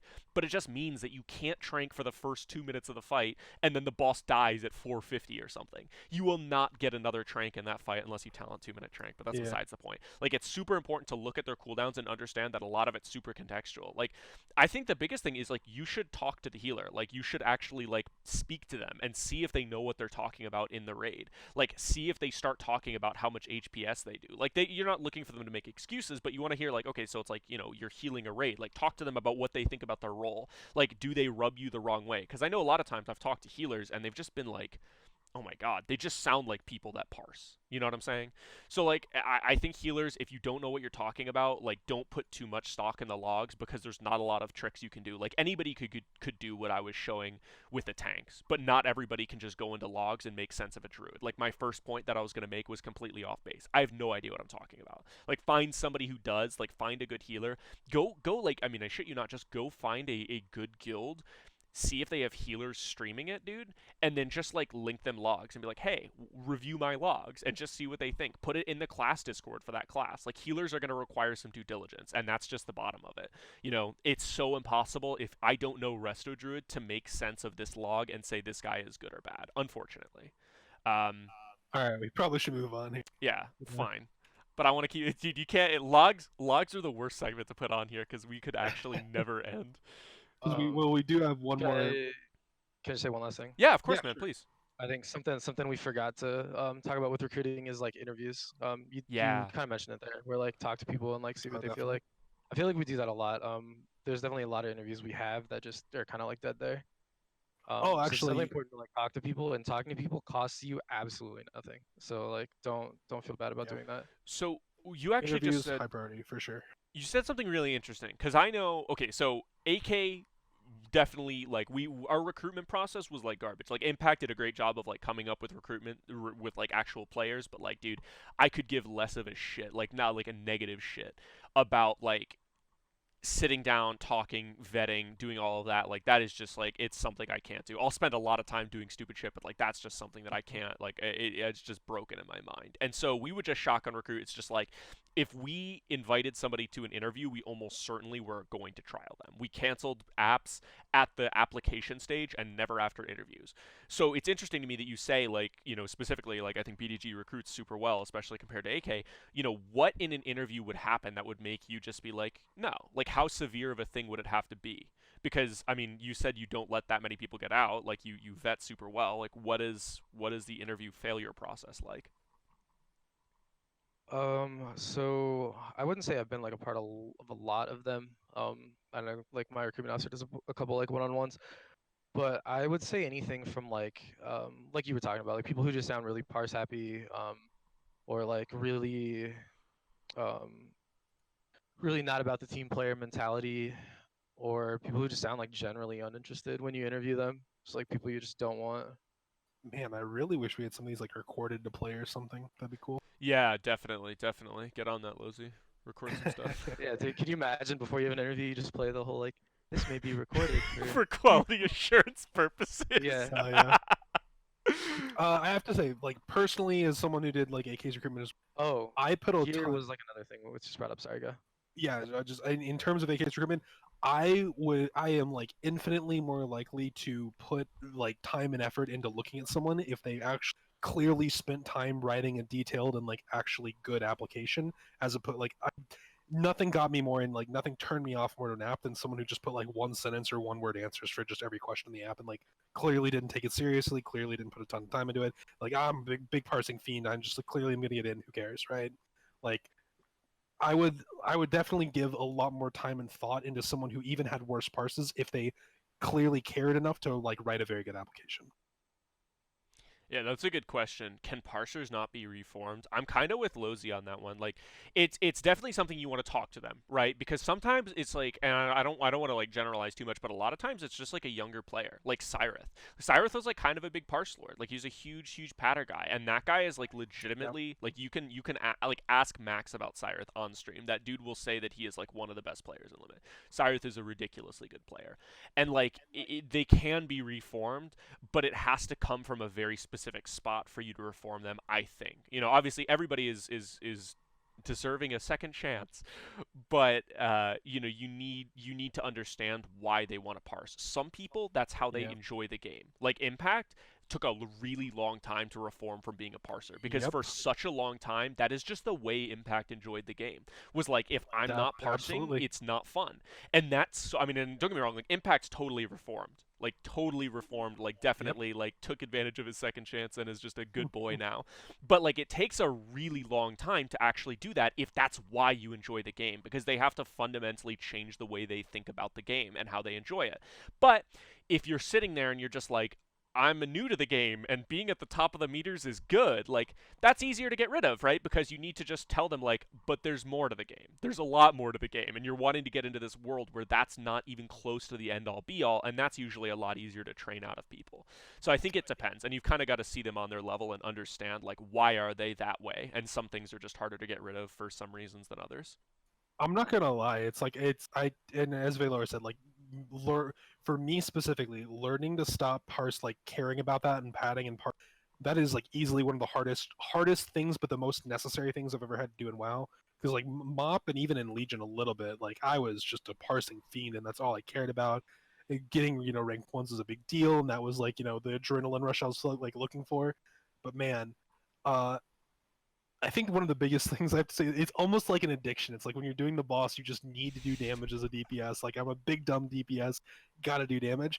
I think one of the things that helped me the most is like recognize. It's almost like feeding the addiction a little bit. Like during farm on certain bosses where you can do it, that's when you should care, right? Like I'm gonna care about parsing on. Like I'm gonna care about doing boss damage on Zakul. I'm gonna care about doing boss damage on Gahoon. I'm gonna care about doing. Maybe I really want to parse on like Zekvaz, right? Because Zekvaz is a boss where you really can't pad because everything needs to die as soon as it spawns. So I'm going to care about parsing during farm on the bosses where I can parse, but I'm going to not care about it on the bosses where it's like would be padding, right? It's you got to be just pick and choose your battles. Yeah, and like again, that totally just like requires you to just like change the way you enjoy the game, which sucks a lot. But like, well done, Impact. You're totally reformed and not the problem anymore. Um, but yeah, I think that's an interesting discussion to have about it. All right. I think we're almost to the spreadsheet segment. Is there? Oh, actually, okay. I did want to ask you. Do you guys pay for your transfers for recruits ever, or is it you just require people to get over there on their own? I can't remember. I don't think it's ever been like an issue. I think we would if it was like absolutely the deciding factor between getting somebody we were really hot on and somebody we weren't. But yeah, I mean that's not like something we offer up front. We loan them if they need. Cool. And I assume it just comes out of later sell runs. That's fair. Thanks for the gifted sub, LK. If there were, I had to turn off sound alerts because of the fact that it's a podcast. But for everybody who's watching the podcast, let it be known, LK gifted a sub to Lozy himself. All right. Oh, nice. Thanks. So cool. Yeah, you've got BFA brain emote now. It's one of the hottest ones on Twitch right now. I'll be honest. So let's talk raid prep because I think we've skirted around that a lot, talking about like what makes a good player. But like let's talk about like what actually you think about in a tier going into it. I do want to, if you could add me to your BDG spreadsheet really quickly, so I could show it on stream. I don't know who I need to send it to, but I'll put my email in Gmail or in chat, and I assume one of the officers hanging around could do that, like or not, I guess, like if it's a big deal, but. I just want to click around for a minute and be able to show people like just like some of the basic stuff that you guys have because I know your spreadsheet's super impressive. Barring the BDG one, I forgot to set this up last night, but barring the BDG one, I've got both the limit one and the AK one that I'd like to show around and just like talk to people. I am an intruder, dude. I'm about to break into your logs, man, your spreadsheets. But basically, let's talk about it in more abstract terms before we get into the spreadsheet. Like what the Dungeon Journal comes out today for the defense of Thunder Bluff. Because that's gonna be the next goddamn raid. No, the siege of I think Thunderbrook. it's on the list of possibilities. it is on the list of possibilities. What does that look like? Do you do nothing with it? Do you have like a bunch of people break it down? Do you start pulling it out of the dungeon journals so that you can like see the iterations of it? Do you kind of let people discover it at their own pace? Like, what's that like? So if it came out like literally today, like first off, there's not like a ton of people that I'd expect to be excited about it, right? Like I definitely like going over stuff. I definitely like looking at new stuff. We have a couple officers who are interested, but most people just want to play test stuff. Um, Yeah. and I know this is even true, like having conversations with like Method before the tier, where like all of it's not like all of the raiders aren't on the PTR 100% of the time. All of my raiders aren't on the PTR 100% of the time. Same, I'd imagine, same with Limit. Um,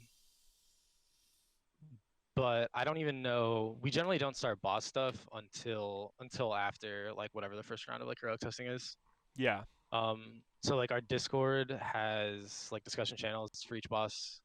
That will generally like talk about stuff in there. Generally before heroic, we'll say like, hey, let's look out for like X, Y, and Z mechanic. Like I don't know, just like pull up a boss here. What am I? I'm still an old tier.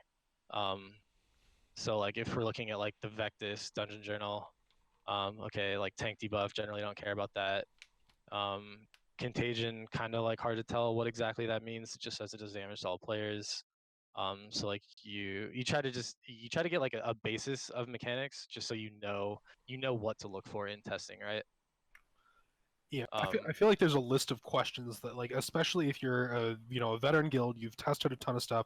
There's almost like a list of just things you just want to try on any specific mechanic, right? Like, you want to figure out what tanks are good. If there's like good anything abusable, like, do you need an AoE grip? Do you need the Brewmaster just to be able to live? Like, what do you need? But I think also, especially like you want to test immunities. Like, can I ice block this? Can I like use turtle in this? Can I cloak this?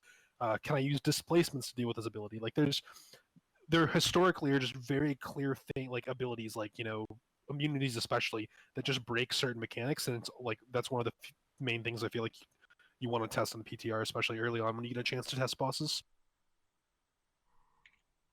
Yeah, no, definitely. So I actually did want to ask about something specific. I think, BDG, you guys are kind of known for coming up with like a lot of times fairly like clever strategies for stuff. Let's look at like one of the more recent examples, like that Rastakhan like portal strategy, right? I mean, obviously it's clever, it pretty much came from you guys. Like what was the like how did that come about? Was that one person's idea who was like, "Hey, let's just try it," or was that one of those things where like, like you said, "Hey, let's look out for X, Y, and Z," and you're like, "Hey, let's just see if there's any weird things we can do with these death stores or something like that," and then somebody was like, "Oh, dude, we just make a circle, right?" or something like that. Like how what's like the kind of way that that happened for you guys? So that one was like pretty iterative, I think.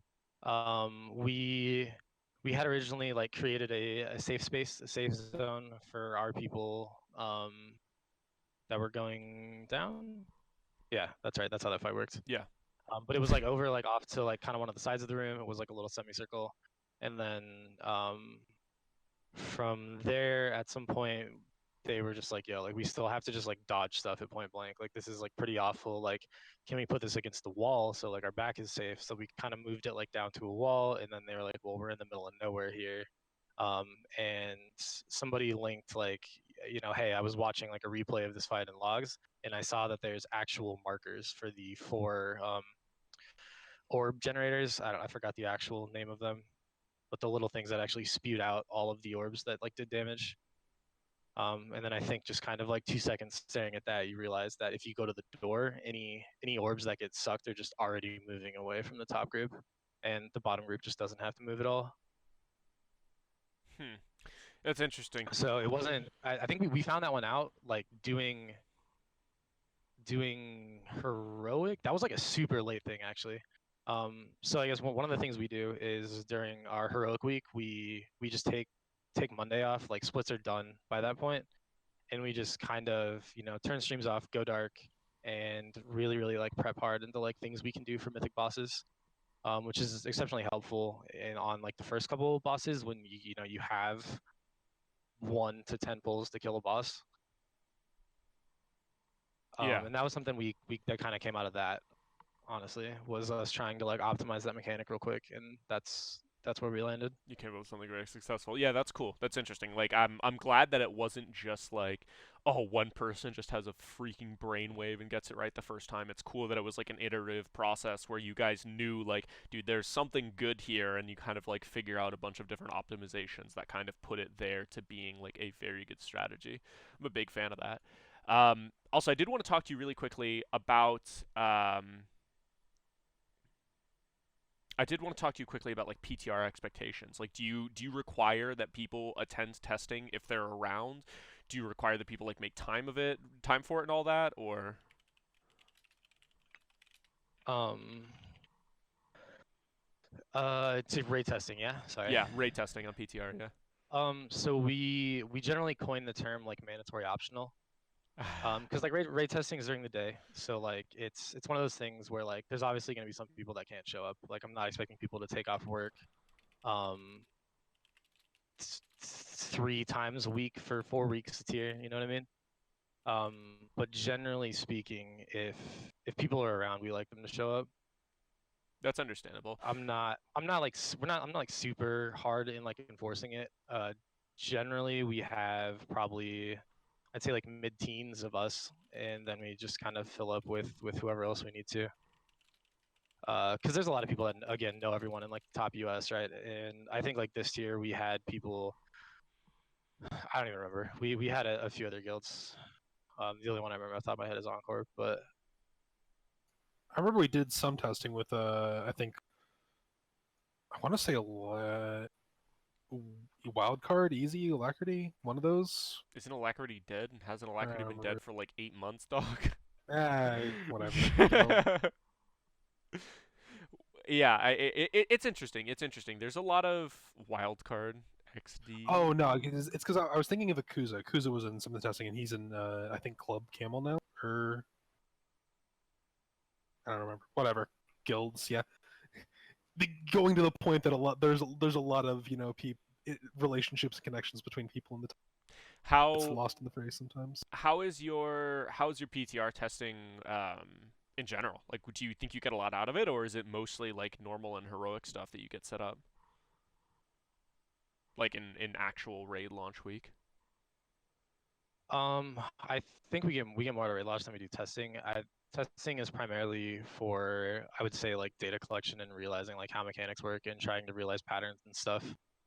I know in terms of like straight progression, our testing is worse than what I hear other people do. I mean, obviously I don't have logs to like limited method and compare, but a lot of times we rarely ever kill anything, right? Because you just like wipe at certain points, or just like redo stuff because there's kind of no reason not to. But I think like the main purpose of testing, um, other than you could say like the altruistic, like we're helping Blizzard test bugs. You don't just do it to help Blizzard? That's crazy. I can't believe I've But never heard that yeah, I think a before. lot of it is being able to put dungeon journal mechanics to like actually what they do, because a lot of time descriptions are vague, timings like aren't involved. That's like a pretty huge thing. Do you guys have like a visual dictionary that you make, like one of those just like this mechanic next to a GIF of that mechanic happening? No, that's kind of something I've wanted to do and something we might do like in future tiers. I think for the most part, I mean, we have private VODs of like all of our testing, Yeah. along with some of the public like things that are available. But I haven't ever done that. I know, like generally speaking, there's also like some sort of other videos that get released, whether they're like Fat Boss or Wowhead, or I guess those are the same thing, right? Um, that are also good supplementary material. Whereas I think stuff we have in guild is more high level, or not high level, more just like assume that people know the basics. Yeah, that all makes sense to me. I mean, I think it's pretty much what I expected because I know like in limit just for the sake of conversation I know that PTR testing is essentially mandatory. Like obviously it's sort of the same policy. It's like if you have a job nobody's going to expect you to attend testing for it, but like if you are like anywhere near a computer and capable of doing testing, like it's expected you'll be there. And it's actually funny, like the attendance is good enough in Mythic, like people actually are like benched for Mythic testing sometimes. And like you make a very big effort to rotate people in and out, but that tickled me immensely cuz going from AK where it's like, yeah, we have 7 people on, let's see if other guilds need testing too, to actually having like 4 or 5 people just sitting around watching testing happen it's kind of a big jump, but it's interesting. I do kind of agree with you though that like, the testing ends up being less helpful than actually having like a really good heroic week in terms of iterating over the fights and spending. I mean, Limit does something very similar on that last Monday night. We'll go through and just like spend time on those bosses and really figure out the mechanics, see how things feel. I think something worth talking about though, especially for like a more casual guild that maybe only has like one character per person, like when do you make the decision about what classes people are playing? Like how far out? Do you do that based on the testing, or do you think that you just like dartboard it and it's like you've got one class, just pick something that's normally good and good luck? If you're only playing one character, I don't think it like matters too much. Um, you're probably not rating at the level where like comp stacking matters as heavily as it does in the top end. But I think it's just as early as possible, right? So you have to wait obviously a little bit. The PTR environment is very fluid, is very like iterative. Generally, you probably want to have an idea of what you want to do like the week before patches, maybe even like a little bit prior to that. But I mean, for most raid tiers, like old raid gear doesn't super matter. I mean, it definitely helps early on. But you could, in theory, like take a fresh character and have it pretty much ready to go by mythic release. Yeah, I mean, and if not by Um, mythic release, certainly by the end of the second heroic week or second week of heroics, like any character is gonna have completely refreshed its gear, basically. I think especially yeah. with like the way that the infinite grind mechanics and like this tier especially that the progression of the game has been going. I mean, there are very real downsides to playing like having someone play multiple characters, and then if you have everyone playing one character, that it almost like that has just been the correct answer. Like there are very few scenarios as of late I feel like where you want someone to play alts or multiple characters or whatever. That class stacking has just not been a thing recently. Yeah, definitely. 60 was so massive. Like yeah, doing 2 characters was ridiculous. I mean, like I think the craziest thing I saw was like 58 and 60 or something like that by Mythic Week for this raid, and that was like insane. Yeah, no, that this tier, you raise a good point, was especially so bad. But yeah, I think committing to one character, it is interesting. So in a world where you have a bunch of people committing to one character, do you think that maybe like assuming you're not necessarily losing people due to lack of interest because they're going to be benched a lot, do you think running a bigger roster is maybe better? I mean, I guess yeah, technically. If you're looking at it in terms of like purely from a progression standpoint, being able to have people that play different roles. No, sorry, not roles like damage tanks healers, but like people who are maybe more multi-dot oriented versus people who are maybe more single target oriented. I know this year that's sort of the same thing, but like if you the first thing I thought of was like Antorus with like Coven. Coven was a fight you could hard class stack Oh yeah. and like yeah, it didn't matter. You could have fresh Shadow Priest that would just out DPS people. But like you definitely didn't want those in on Argus. Um maybe not even like Agrimar or Varmathras. True. Yeah. So Witsy's saying you fucked up and ran 24 for the tier. No one has real alts. Do you think like 24 is a little bit too small for this tier? I don't think it was too bad. I think we had like a lot of the right classes though too. I generally because if you're looking at like tiers past, right? Like if you have 24 times 2, that's like 48, right? That's 48 characters that are available for prog. This year we probably had like 30-ish like total tunes. Yeah. We definitely could have done well with a slightly bigger roster, but I think we like I knew there was like a lot of content in this patch, but I think all of us were kind of blindsided by like the sheer amount of just like hours you had to put into to grinding islands to farming pearls to whatever the case is. Yeah. We used one alt actually, one alt ever, and that was somebody that got really lucky on heroic week on a warlock rather than a hunter for Queen's Court. I think even like at the beginning of this tier, like I think I had planned for us to play like 4 different tanks, and we ended up playing like 2. Yeah. No, yeah, tanks were everything. Yeah, the specifically like if you, I assume you guys saw And that's nullification as being particularly valuable, and that's also like rough having to get or trying to get 2 characters to exalted on. Or I mean, I guess you may not value the damage, but I know specifically like Lighty and Max both really valued the rank 3 nullification giving so much damage, and that's like kind of a grind getting exalted on 2 characters prior to the raid launch, plus everything yeah. else. I think in terms of this tier, like I was just looking at like fights and like tanks normally kind of a role you can just sort of like plug and go, right? Like there's a lot of like mechanical things you can do on certain tanks. Whether it's, spell warding from paladins or like self-sustain of blood DK or I don't know a world in which you would need like a roar shout, like need, but and like that tier that just like wasn't the case. You just like played monk because I mean A monk and like B it just did the most damage, right? You had cyclo trinket, you had rank 3 null, you had 60 for like the double COF, at least until Hot Chub came back. Yeah, Do you Trubbin. do you think it's better for the game to have it like this, where heavily rewards investing in one character, or would you rather go back to something more along the lines of where having multiple characters is just a better play because you can have like multiple characters at 95% as opposed to having one character at 100? I think generally most people prefer to play one character and prefer to like feel um progression, like huge leaps of progression on one character rather than played across multiple. I personally, from like a raid standpoint, from a raid leading standpoint, I'm not opposed to like the multiple character thing and like having the class stack cutting edge fights. But I think from a player standpoint, it's more work on like individual people, and most people don't want to like that. And also, most people have like a pretty strong connection with like one character and one class, Do you even at the top levels. So all of that said, do you think that we're going to see essences be made account wide, or do you think that they'll remain individual character progression until the release of next raid? I don't think they're ever going to be account wide, That's just not what I based on wanted to kind of some hear. of the things that they've said. Just tell me that they're I going mean, to be they could account be. wide, so I don't have There's to no reason grind. why they shouldn't be, but I don't know. That's something that I don't think would hurt to like have in the game originally. But they've definitely gone back on things before, and I remember like in one Q&A, they were talking about how like well like what things like make alts like really crappy to play, and one of those answers is essences. It's pretty big.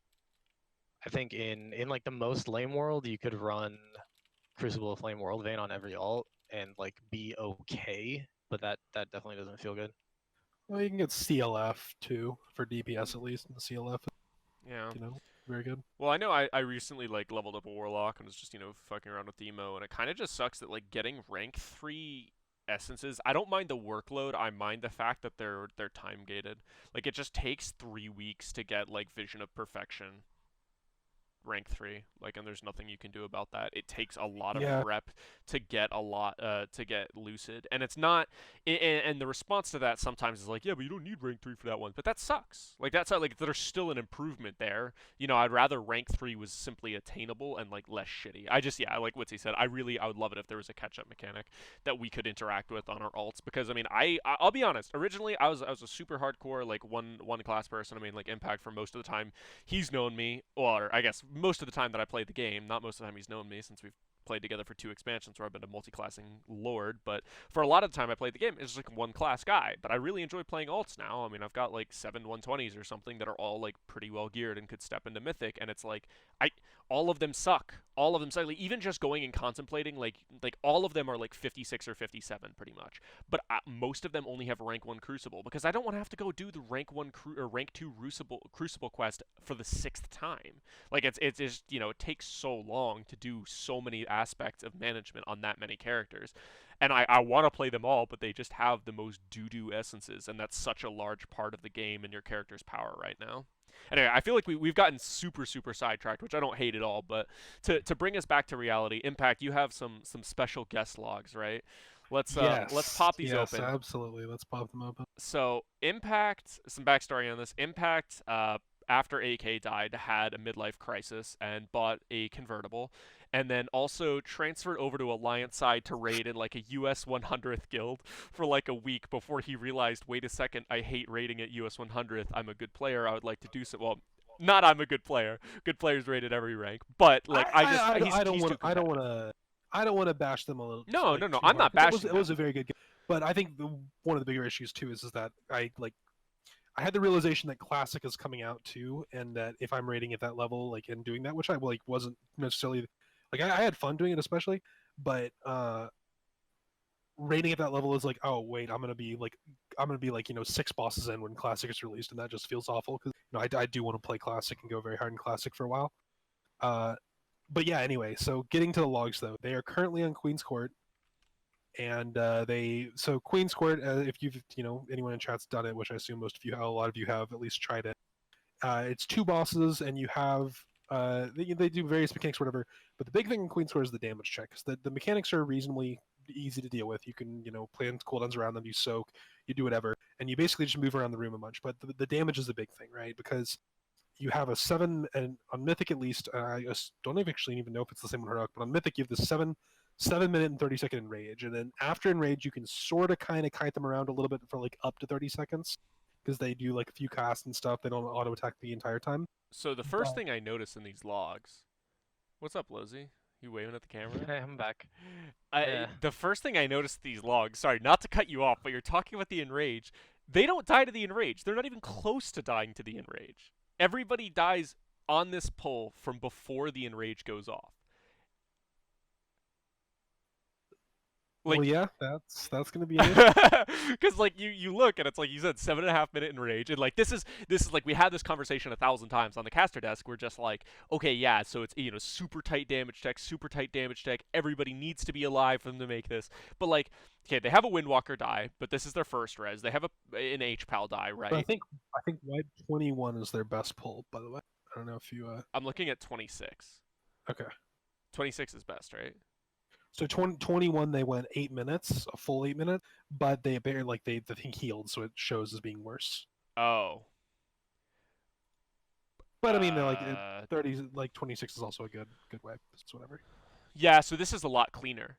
This is a lot cleaner for sure. Cuz like this one they definitely did miss the damage check on this particular pull. And you can just see, because like, so they sack this charge, that's the right decision. These guys die. How low did the bosses get actually They prior? said they killed one, the other one got to, I think they said 600k before it healed. Yeah, literally 608k when the cast was at 9.9 seconds out of 10. Or 585k even, yeah. So I mean they were like ridiculously close to killing it, right? Like very, very close. Yeah. I mean, somebody somebody clearly messed up somewhere. I know he said that they accidentally kited the bosses together for part of that, and that probably was. Yeah, let's look at that. That's a good way. That's a good place to look. So you're wondering, Yeah. um, oh, it doesn't actually, or it's not, certainly it's not a debuff, right? Separation of power. Oh, it is a. They get a debuff that prevents the damage taken. So I mean, there you go. Like they lost a decent amount of damage here. Although this is going to be after, right? When did they heal? Enemies healing. So they healed at 741. Yeah, so okay.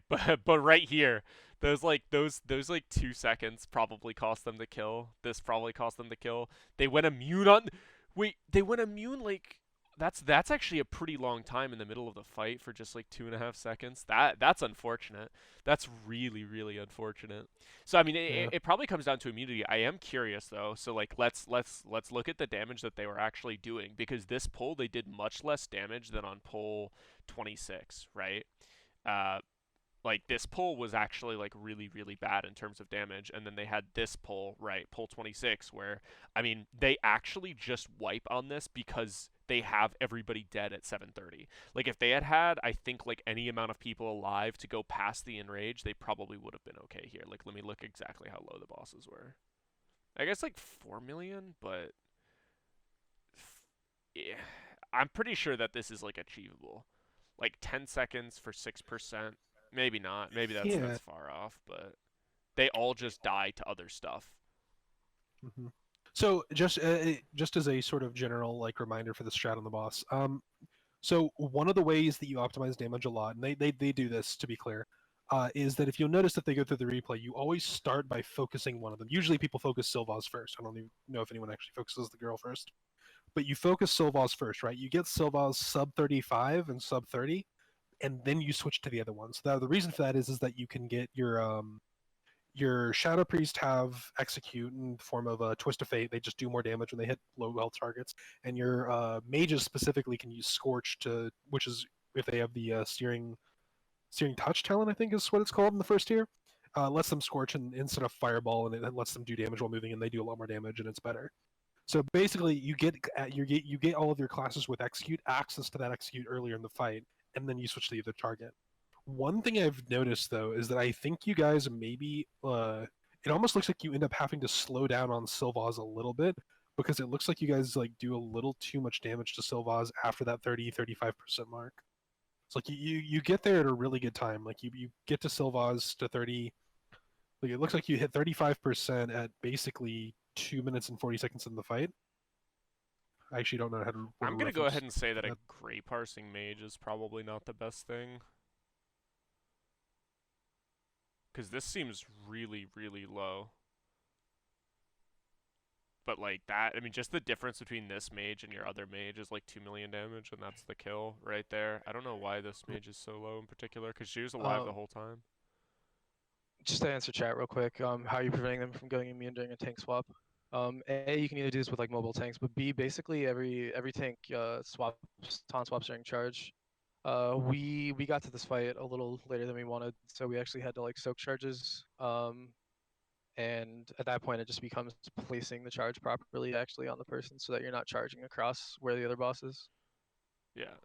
Taunt swapping during charges makes the fight a lot easier. Your tanks also just take a lot less damage because you're swapping way more frequently and it's safer. I mean, man, I mean, maybe I'm crazy, but the Shadow Priest damage feels like a little bit low, and I couldn't. Oh, here's actually a very easy thing you could do to get some sick extra damage. So there's a demon hunter trick you can do that we actually use every week with for us for our one demon hunter. So you have two, so you can make use of this more. So demon hunters, if you let pre-pull the boss, this boss has a very quick reset, which is nice. So if you pre-pull this boss and you let your demon hunter do metamorphosis and then you let him eye beam afterwards, he builds up effectively 40 seconds of metamorphosis.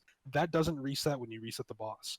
So if you pull, you let your demon hunter get 40 seconds of metamorphosis by doing that, then eye beaming, like building up a little bit of fury, metamorphosis, and eye beaming, and then you reset immediately. You can pull, and when you pull, your demon hunter will have like 20 seconds of meta still up, and that just gives him an extra 20 seconds. Yeah, and that they'll ends up have being a super nice damage increase at the very beginning. they'll actually have like meta through like the first like minute and a half or minute 20 of the fight. Yeah. That's No, ridiculous. we do Yeah, it every it's the we do it other way. every week. I think you don't I-beam after meta, right? Because that doesn't reset on pull, and you want that up on pull. Okay, well then sure, You you just I-beam and then meta. I-beam That's meta. fine. Damn Yeah. Pat, you clown. I'm So so sorry. I am a little bit curious. Like, let's look at what your healers are doing. Like, Igloo is Igloo in chat? I 'Cause think he's I thought you were Amputrex, but I'm not 100%. I thought you were addressing him directly, but I could be right, or could be wrong. So I'm curious, like, what your healers are doing for CDs. Oh, what's up, Oh, never Igloo? mind. There you go. So I'm curious what your healers are doing for CDs, cause oh my God, wait, why is Gorn a gamer? Wait, Holy Shock is out healing Glimmer for him, dude. That's some bubble-rific healing. Amputrex is the shitty bear. I wear Crocs. God bless you, sir. God bless you for playing this class. I'm gonna look at your healer CDs in a second. I'm curious. Curious if this guy takes melees outside of Iron. What are you doing, you drunk driver? You drunk driver. Do you waste rage, or do you stack Iron for at decent times? Because if you stack Iron for at decent times, oh, you don't even waste rage. That's weird. Do you just like mash Iron for? Wait, are you running Brambles? Oh, weird. Do people not just like run the good spell anymore? Whatever it's called. Bristlefur. I like Bristlefur a lot. Oh, Gorn is normally red. Oh, that's rough. So you're running an off-spec healer. That's definitely questionable a little bit. But like, you know, you got to do what you got to do. I definitely get that. Let's look. Where are you guys putting devotion auras? Because like basically my thinking is like you guys clearly. Like, I'm gonna refresh because there's. Wait. So while Valorous is looking at that, one thing I will notice, so like just going down damage, but obviously this is a fight where ranged have a huge advantage over melee, right? Because melee can only hit one target, range can hit two. In terms of specs that are really good on this, just for anyone listening, Shadow Priest are god tier. Shadow Priest are just absolutely god tier on this. Warlocks are very, very good too. Ellie Shamans are alright. Boomkins are pretty good. Basically, anything with the ability to multi-dot is just insanely good. One thing I will say, just as a personal preference, I think Destruction's a better spec on this. But if you're better at Affliction, then go for it. Play Affliction. It's totally fine. But in terms of DPS, I mean, yeah, you guys don't exactly have the sickest comp because you do run a lot of melee, and that's unfortunate. And then a lot of your range, like Fire Mage and BM100 can't exactly hit two targets that are spread, which is a little unfortunate. Yeah, so the problem with your healing CDs right now is that you fire off everything in the game at 5:30. So it's understandable. So in this window, right, you're taking a lot of damage from shit. Like this is scary. You've got the form ranks and you've got the potent sparks out. Like this is definitely very very spooky. But the problem with just yopping out every healing CD is exactly what you're running into. They're all down for the rest of the fight. If you're casting a 3-minute CD here, you never get it back up. Your H-Pals are not going to have like wings. They'll have HA back up for that damage spike that happens. But the end of the fight is super dangerous. And don't get me wrong, this is dangerous, but like you guys, I'm pretty sure use like everything except for SLT here. This is Gorn's ramp. I don't know when this guy is casting wings, but I'm assuming that you don't want to cast his you're not going to cast his like ramp as like a hard CD for anything. Although maybe you should. Maybe you should. Okay, yeah, so actually he does have his ramp up for the end. He should probably be ramping at 5.5 minutes, and then you should have all these CDs, and then you should have your other HPAL ramping for this last little bit. Because this last little bit is as dangerous as this 5:30 bit, but you're going to have less CDs than you would there. It's the Sparks on the Farm X. It's so dangerous. No, no, no. So you don't have an AM on the last ramp. So the reason why you guys all died here on this pull is actually because you just didn't have like you double AM at 5:30 and you just have like almost nothing here. It's actually just best heals ramp. And then on pull 26, which is the one where like things really fell apart, like the 7-minute mark, you lose like 5 people and then you all die at the end. Like you don't. I'm pretty sure you don't have any RM masteries in this area. It is called Aura Mastery, right? I'm spells are hard. One thing I Yeah, will, it's Aura or Mastery. one small tiny note I'm gonna say just to pick on Mordecai a little bit since I do play. Uh, he's like, if you look at his trinkets, and I assume other people in your raid too, like they're using the pocket sized computation device, which is it lets you do the single target beam, the cyclotronic blast, and it's from the Mechatorque wrap. So that trinket is not the sickest for this fight because it's literally a single target beam, and you have two targets you can hit the entire time. You should aim, like, if he doesn't have another trinket, you should tell him to just pick up the inscription trinket. The inscription trinket for casters is amazingly good. It is so fucking strong, and especially when you get into 2+ targets, it is just always going to be better than cyclotronic blast. Like he would get a noticeable damage gain from just using that instead of the pocket-sized computation device. Is that true for the Shadow Priest as well? I mean, Shadow Priest used that. That is like that thing is like ultra BIS for Shadow Priest. I'm Yeah, pretty wait, sure like Shadow Priest used that. shouldn't Cyclotronic Blast just like suck for Shadow Priest? Like, isn't that like a super? I mean, I guess I could be wrong, but don't you spam like a lot on Shadow Priest? Like, I feel like having 4 seconds set aside for channeling is questionable, especially when they already have like a what is it called? Storm's Reckoning. Oh, is that it actually? Yeah, that is it. So Yeah, he no, is running the inscription trinket. I'm pretty confident He that doesn't follow that it. trinket is actually BIS for Shadow Priest, even among like better than Mythic trinkets, but I'm not 100% on that. Oh, it looks like it's actually getting like murdered by Cyclotronic Blast. Well, like, so the thing is that it gives primary stats, but two, it also just gives a ton of True. haste. True. Like if the damage gives Oh it yeah. damage, but so like Cyclotronic Blast literally just gives like a little bit of secondary stats, but then it only gives that one beam, which is just not as good as the extra haste that you get from the inscription one. It also has like you can't forget there's an opportunity cost in this beam because again that's like 4 GCDs or 5 GCDs that you'd otherwise be casting. So it's not like it's just like especially I think on Shadow Breeze like I guess Mind Flay doesn't do that much damage, so maybe the opportunity cost isn't like super high, but it's still there. So it's not quite like a 1-to-1 thing. I don't know. Is that enough, or do we want to talk about more here? Uh, one thing I guess one thing to note, like, and I wanted to go over this a little bit more. So it's important, especially so the fight itself is going to be 7 minutes and 30, or like 7 minutes 30 seconds. You can stretch it out to 8 minutes. By kiting around a little bit. One thing that your members can sort of do if they want to like plan out their cooldowns a little bit better. So like if I look at, for instance, Warlock's, I want to go back to Warlock because Warlock's a good spec just because you have like 3-minute cooldowns and you have 2-minute cooldowns.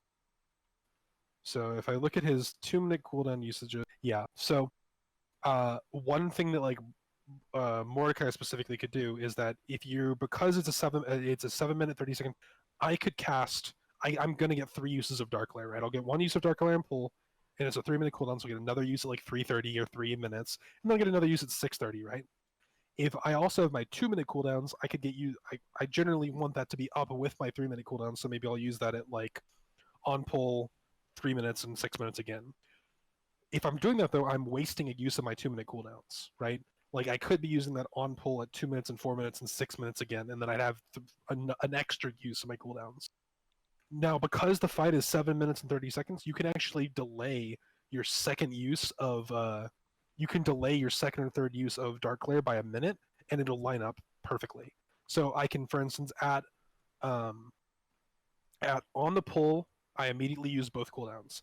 At 2 minutes, I use my 2-minute cooldowns, and then at 4 minutes, I use my next Dark Lair with my 2-minute cooldowns again, and then at 7 minutes, I use my final use of Dark Lair and my final use of 2-minute cooldowns. Basically, what I'm getting at is, it is very important to plan out your cooldowns throughout the fight for maximum usages, because I guarantee you, like looking at some of the people, like you're wasting cooldowns at like inoptimal times. One also thing to note is that depending on when you're using the cooldowns, and like keep in mind because it's 7 minutes, you can delay 3-minute cooldowns by like 30 seconds either direction. You especially if you're a class that doesn't have as many buttons to press, like using your three, like I know if I'm using Infernal as Destro, my Infernal lines up with the decree that makes me only cast, like I can't spam a spell during that decree. I forget what it's called.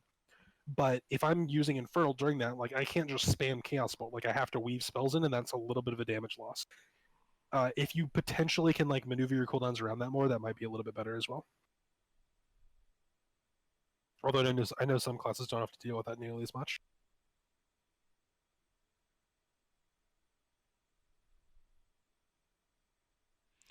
Oh, that's interesting. That's a pretty good breakdown on the actual. Oh yeah, are people wait, I didn't even look. Are people getting silenced by repeat performance? Cuz I could definitely see that. That's definitely another one to look for here. Man, I still get silenced by that, dude. Wah, wah, wah, wah, wah, wah, wah, wah, wah. That's a lot of silences. That's a lot of silences. And like you can look up here and be like whatever, but dude, look at this. Look at the amount of uptime you lost across your entire raid group later on in the fight over here. That is not great. And to What's be it called? repeat Again? performance, it's the second spell ID. Uh-huh. That's interesting. Also, I do want to give a shout out to Triangle, dude. God bless point 0.8 cast per minute on Barkskin. Energetics is also really good, but these two guys cast Barkskin like legends. I love that so much. I appreciate them. You should mention that to them that they both actually use their personal a lot, and that's good shit. It's like, or not APT. Oh, he actually does cast APT. That's sick. Also, this shaman has APT for this. You guys have so much stuff at this 530 mark. Oh my god. I mean, not that that's like the bad thing, but there is so many spells being yopped out right there. That's insane. Where do you guys SLT? Oh my, One thing also you should everything look right at here. is look at the like if you're wanting to figure out especially who's not using their cooldowns optimally, like if you look at the deaths overall for this, so like if I'm just looking at your deaths overall for the entire night of pull, like your BM hunter is like the lowest by far, and that's like understandable. And hunters in general really don't have a lot of personal cooldowns, so occasionally hunters just get annihilated. That happens. That's a little bit understandable. But like your boomkin and your paladin and your warlock are also pretty low, right? Like that's not good because those guys have a ton of cooldowns that they can use to literally deal with everything if they're using them correctly. Like if I'm a boomkin and I'm close to dying, like I should have bark skin and a little bit of self healing I could use, and especially as like a warlock, like if you're a warlock, you can take you really don't need burning rush for this fight. You should take dark pact instead, and dark pact is literally just like a 1 minute cooldown that just makes it impossible for you to die when you press it because it is just a huge absorb you put on yourself. And you also just he's running ID, so he just has a ton of self healing and other stuff too. Those are definitely classes where you probably should look at how you're using your defensives and plan them out a little better because you simply put just could get more out of it.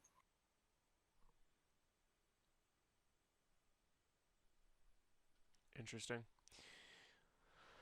All right. I think we can go back to the three-person. That's a good breakdown, Impact. You got in Yeah, there, Doug. I hope you got some stuff for it, but feel free to if you want some more help or some more specific feedback as well, feel free to just message me and we can go over it later for sure. Okay. Give me a second. Let me get the old spreadsheet already open. The PTG spreadsheet. Let's go. All right.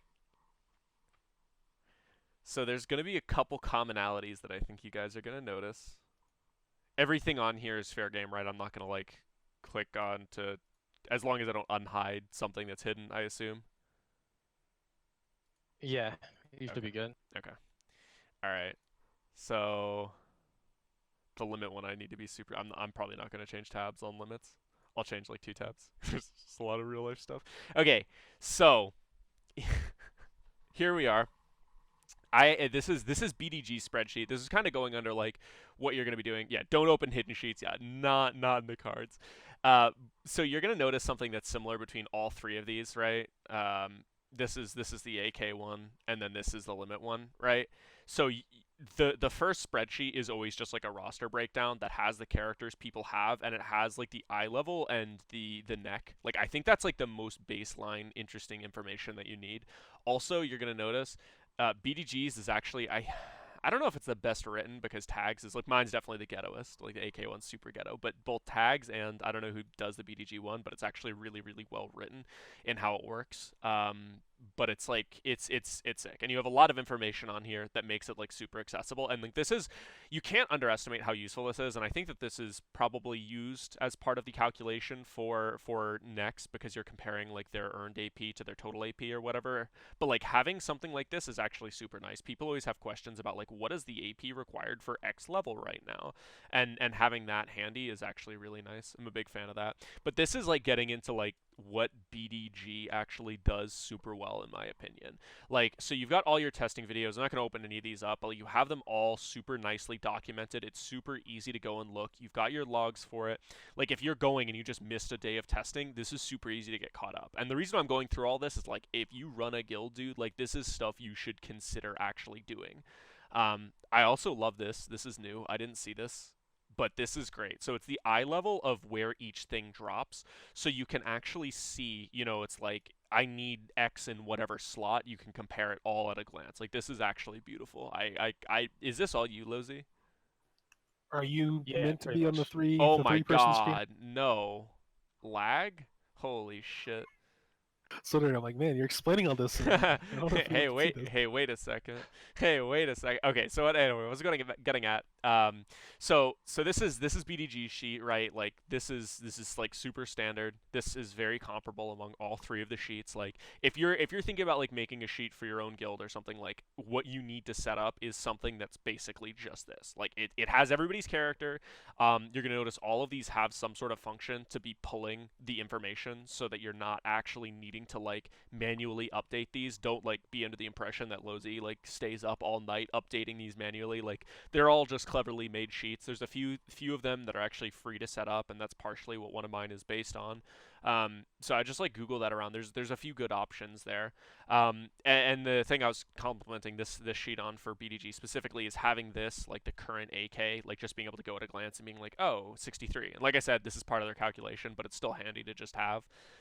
This is something that's good. Like I think you need to look at like a spreadsheet as being partially like required for running like a higher end guild and kind of elevating the level that your guild performs at, because it's about effective dissemination of information. It's about people knowing where they can find, where they can go to get questions, because not everybody's going to ask a question or even know that they have a question until they go through this spreadsheet and they're just like, oh man, what are all the essences my class can have? This is super nice. Like a lot of times, like I mean, I literally leave whatever guild I'm in, like previously AK, now limit. I always have that spreadsheet open on a tab. I literally have my 3 email accounts and then I have that open all the time. And knowing that you've got a spreadsheet that you can just tab to that has a bunch of information like this is great. So right here, it's just the schedule of not schedule, but like literally the breakdown of the item level versus like what drops it, which is fantastic. And then look at this, all of the freaking essences just, oh wait, no, this is the items, the other essences is the next one, but this is like all of the unique items that are out right now. This is all of the essences, and this is like a ton of work. It's a ton of work, but you get two huge benefits from somebody setting something like this up. First of all, it's there and everybody has access to it, and second of all, somebody in your guild really knows it. Like by the time that you're done developing one of these pages, you actually know it by heart so well, it's much easier to plan around. It's not like you're going to this page and they're like, okay, how are we going to plan around, what do we need for gear? You already know this by the time you're done developing it, and that's part of the value of the exercise, I think. And then the professions, which I love, it's just more of the same, like just breakdowns of useful information. And none of this, like this isn't terribly complicated. This is literally just raw data collection. If you're like, oh man, I couldn't possibly have this. This is just like being on the PTR and then just asking people what they got from their chest, and then there's a little bit of extrapolation in here. But this isn't complicated. Like what we're talking about is just like taking the information and putting it together. This is complicated a little bit, but it's great. I think this is actually fairly easy to like look at. But again, this is like super, super strong. Like we're talking, I was talking to Igloo about like where they have their CDs assigned. This is the kind of thing that makes it so easy to actually assign where you're putting CDs, because you can see it exactly. And it's not that complicated to set up, right? It's literally you've got your timestamps. I mean, this is the first time I'm seeing this. You've got your timestamps along the top and the bottom, right? And then you just have your items, right? Or your all you have is just the abilities as they come out, and then the space that they occupy as determined by 2-second windows. And this is literally just the entire fight, or however long into the fight, 4 minutes or something. But just about 5 minutes into the fight of all of these timings, and this is super helpful. And again, this is not the kind of thing that requires a ridiculous amount. Like literally to make this, you go up here and you just right click, change width, make it whatever, something that looks satisfying, and then that's it completely. This is literally just a calculation, right? Like that's just dividing by the number of players, the damage divided equally. Like this is all stuff that's super easy to achieve with sheets, but like you can see, like even somebody who's super tuned out strategically in your guild can follow all of this stuff really, really well. I don't want to go too in depth there, because like I think you could and it would just be there forever. I actually don't know what's here. This is mine. You can tell that this is like made by somebody who just doesn't care. Just brace yourself. We get here, dude. This is made by somebody who just actually cares about information and not about how things look.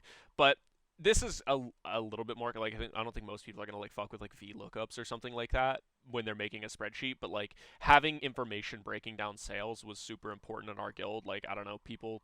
I don't know. Did people think we were like stealing gold or something? Impact. I don't think so. I don't know. People would always ask me weird questions though, but I mean like this just breaks down exactly where the gold went for whatever week we're in and then whether it's been distributed or not. And this is the kind of thing that like is a little bit more complicated but still not like out of reach. Like I don't do spreadsheets professionally or anything. Nobody in here does spreadsheets professionally. These are all just made by, big monster brain gamers who set their time out to do some stuff. I don't want to click around too much in this. I'm only going to go to the ones that I actually did for the BUEs and stuff. And this is, again, super simple. Like, this is just writing a bunch of stuff down. You have a similar sales sheet. Exactly. And it just breaks down information for everybody to have access to. And this is just, like, some loan stuff. And it's just keeping track and letting people know where they can actually find information over and over. And I think that's super important for stepping your guild up. It sucks a lot. Like, it does suck a lot. If it's not your thing, you don't want to go overboard and make it something that's miserable that you're not going to maintain. But, like, having a setup like that is tremendous for just having a ton of information synced across your whole guild. And you guys can kick me off your spreadsheet now or leave me on it forever because I like it. But I think that's pretty much it. So let's move to the last topic that we wanted to talk about, and I think it kind of had to be last, even though it's pretty pressing, which is basically like player retention issues in this expansion. Because I think that's going to be like one of the most common things that people ask. People are asking, what characters do I want to play? How many characters do I have to play? What AP do we need to be at? Like, what is BDG's approach to keeping people playing in the modern World of Warcraft that is sometimes grueling? I think something we've always like prided ourselves on, something we try to do is like maintain a strong environment, maintain a place that people want to play. I know even in like times past when the games has been like kind of low, it's still relatively fun to log in and like play with your boys. And I think that's kind of the number one because like there's nothing you can do to make people like things they like don't like, you know what I mean? Um, all you can do is put more emphasis on other facets of the game that can make them enjoy their experience overall more. Yeah, I mean, it's just one of those things. Like, if someone is already like on the fence about quitting, if they're just like not enjoying playing the game, if they're looking for that way out anyway, like, are they really gonna be playing well? Like, I think I don't know if you can either agree or disagree, but historically, the people who want to quit always end up playing worse towards the end before they quit because they just stop caring as much, right? Like it's just they stop when you stop caring, you stop putting in time and effort before a fight, you start cutting corners, and it gets worse and worse, right? And so, do you really want someone to what is the benefit in forcing someone to play who doesn't want to play to begin with? Like at a certain point, you just have to like. There's only so much you can do. Like people have to want to be there in raid. Yeah, I think that's a really good point. People, I like Witsy kind of saying that same-ish thing, right? Like avoid having the conversations that like tilt people, right? Like that make them feel like the game is bad and put that in that mind state of the game is bad because they do just factually play worse when they're there. I mean, it is weird because like I kind of was thinking like we're talking about like, oh man, how do you mitigate this? But it's like you really don't mitigate people not wanting to play the game anymore. You basically just need to work around it and make it clear that like if they want to quit, they're okay to quit. Not that you want them to do that, but like I think that's something that's kind of important is just people feeling like they cannot do something that they're miserable doing. But And this is why like always always every guild just always keeps applications open. They're always looking for new talent and everything. It's like, and that's why guilds don't run rosters of 20 people. It's why guilds run rosters of 24, 25, up to 20, like 8 or whatever, right? Is because having people on a bench so people can sit, people can take time off. You don't necessarily have to have all 20 people playing every single boss, every single raid. Like there can be breaks. You can take days off. It's okay. yeah, You don't have to force yourself to do anything. I do also want to talk about, so like do you think that the expansion has gotten mostly better or worse as far as like maintaining a competitive guild goes, like Old Year prep versus just like Eternal Palace prep or BOD prep versus Eternal Palace prep? Do you think that we're at a high point or a low point for the game? in terms of prep, I mean, this if we're talking about like amount of hours and like amount of like time you had to put into stuff, this tier was definitely a lot more. I've heard, I And don't how know, fun it is, though. I think I've heard universally like BFA is not very good. I've heard more positive opinions since the end of this patch. Yeah, I mean, I'm That's I'm not to say I totally in haven't that boat. heard still like incredibly negative ones, Do you think but that obviously there is a lot of work this patch? Do you think that overall it's been fun? Do you think people are enjoying this patch more on your roster despite there being more work because it's higher quality, or do you think that like because I mean Old Deer also had like if you're doing multiple characters, Old Deer had pretty decent farm surrounding it, getting characters up to 35. I don't even remember what you're farming for in Old Deer. Oh no, I was like in the 20s. 20s. Yeah, it was like 23, 24. Nuke Benthic. Yeah, Benthic gear yeah, is I think brutal. I would say maybe no from like everything this patch is like really fun to like do once, but we all did what like 4 million islands or something. Yeah, Yeah. those were And not. like I have people that spent well over like 1,000 pearls rolling bent gear and still don't have what they want. Um,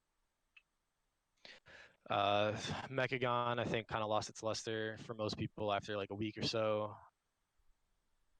I think like if you were just like casually playing this patch and like consuming content at a rate you wanted to consume it, this patch is honestly probably pretty fun.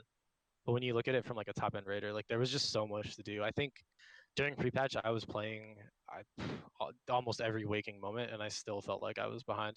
Yeah, no, I mean I remember that And feeling like as well, that's a little suffocating for sure. times 2 weeks. So I do want to talk about a little bit the tier because last night you said something where you're like, I mean, I don't hate Ishara strategically, and I think that's an interesting idea to talk about. So this tier, like, let's just go back and talk about the raids this expansion. Like, what tiers have you enjoyed strategically versus as a player? Like, I think you guys both expressed you don't think Ishara is like a super fun play fight like instance to play, but do you think that this is like a good tier strategically? Like it was fun to do as a guild, not necessarily as an individual. Most of these fights were okay, I think. They're just anything that was hard in this year was largely a damage check, so I think maybe that got a little bit stale by like Queen's Court. Yeah, for sure. Queen's Court But I was. think Zakul had a lot of like cool like strat stuff that like we didn't get to do, right? Because Limit basically found it out for everyone. I don't know. I'm not like upset with any of these fights really. They're also super easy to farm, so I think that's a plus Definitely. because you just get gear and they just die. Yeah, I'm looking forward to the point in time where everybody is rank 3 or has their third minor essence or whatever, and just gets to unleash at 65 and just wild out, and these bosses are gonna flop super fast.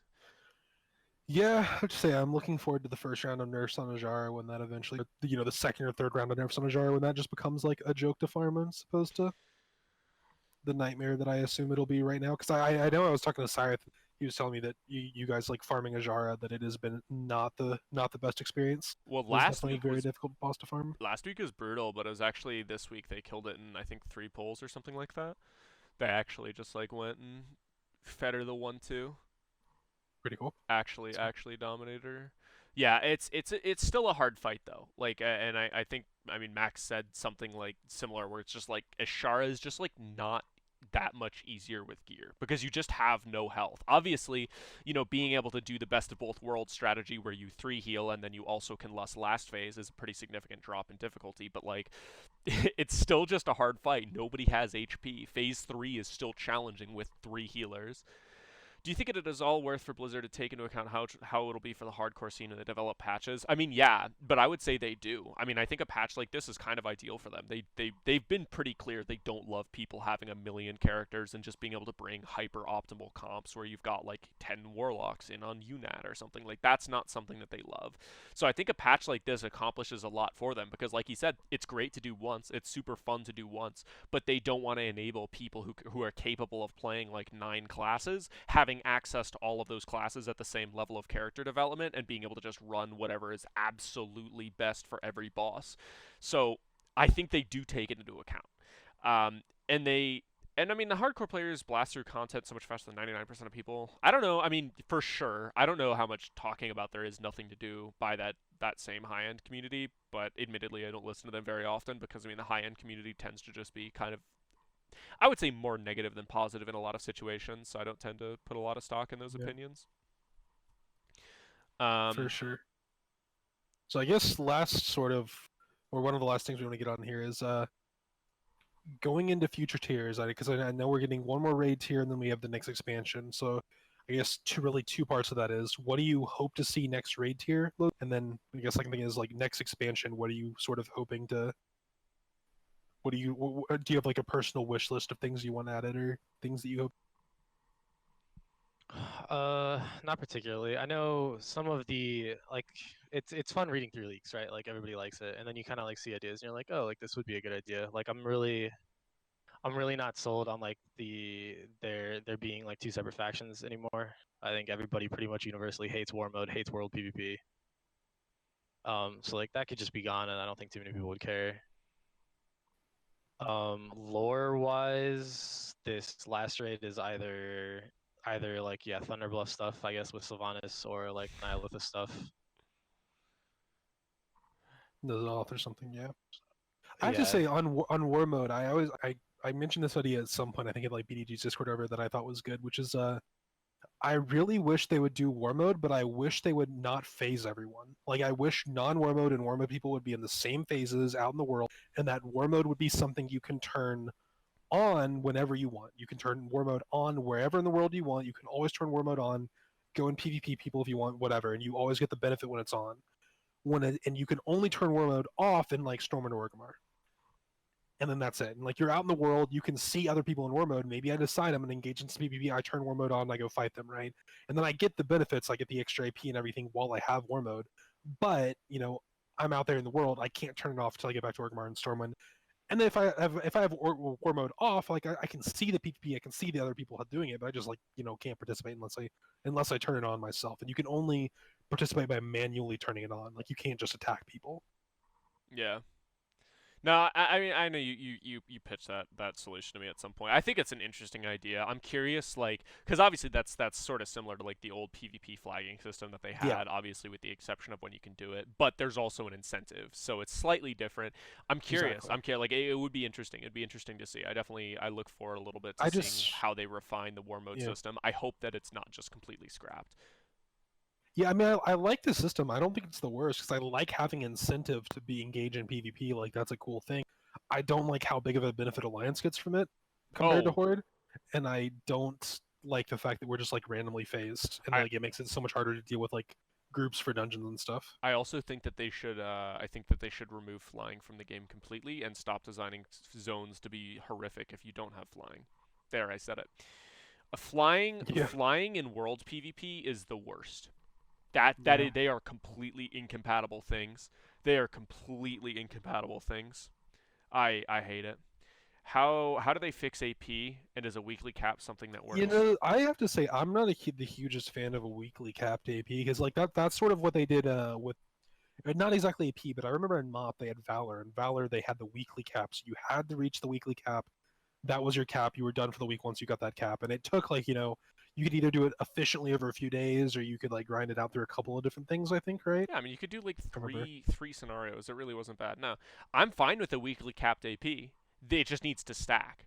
It just needs to stack, and that's it. And it needs to be super achievable. It needs to be like every week. It should take like 2 hours to cap AP. Actually, you know what they should do? They should just make it be islands or something like that. And they should just make it so when you want to catch an alt up or something, you just need to go and do as many island caps as you should in the past. And it's like every time you go do an island, you get a neck level, and you can only get one neck level per week. And then when you get an alt to max level, you've got to go do however many weeks worth of like neck or of islands or like have some sort of catch up there. But like I'm fine with a cap as long as the cap is small and as long as there's a catch up mechanic in from the start that lets you achieve to it. I don't mind people being on the same footing though. I think that having some climbable ladder and having like gear should be the ladder. Gear should be the ladder. A neck should not be. Like that is it's You so see, underwhelming. I have to say like my biggest thing would be I just wish they would reduce the amount of AP that islands give, and I wish they would drastically increase the amount of AP that raids your weekly chest and basically like big weekly things you do. No, Like because you I wish can't catch they up. drastically You increase. can't like then you just like can't catch up, right? You're right. I mean, like this are sure there needs to be like a better catch up mechanic besides just the AK. Like in like that is also another wish of mine. It's like I wish that the big weekly stuff would just simply be more. Yeah.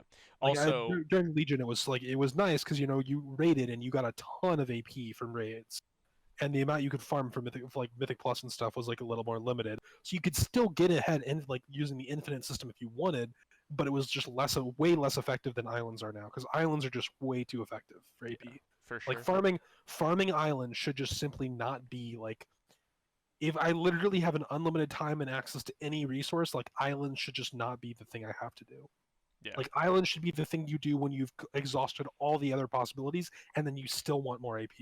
And instead you literally just don't do world quests and only do Yeah, islands because and it's faster.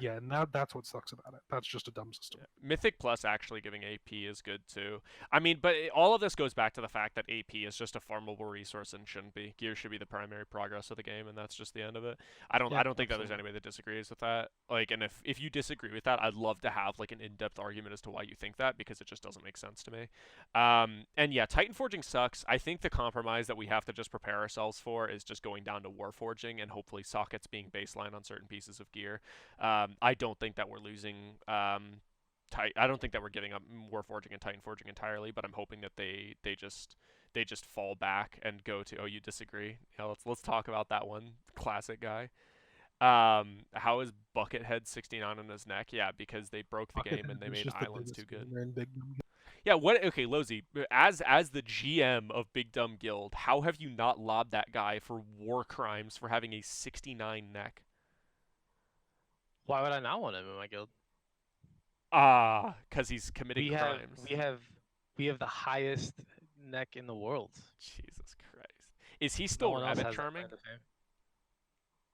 I'm not sure what he's doing. I don't think any of us have like done islands with him in a while. I think he's got his own like separate group, but we I had linked all that our AP picture. groups. It's funny. Like we have like a top 10 list that shows up every day, and he's just always at the top. I Like love that, yesterday, he by the did way. 65,000, and our highest is like 17.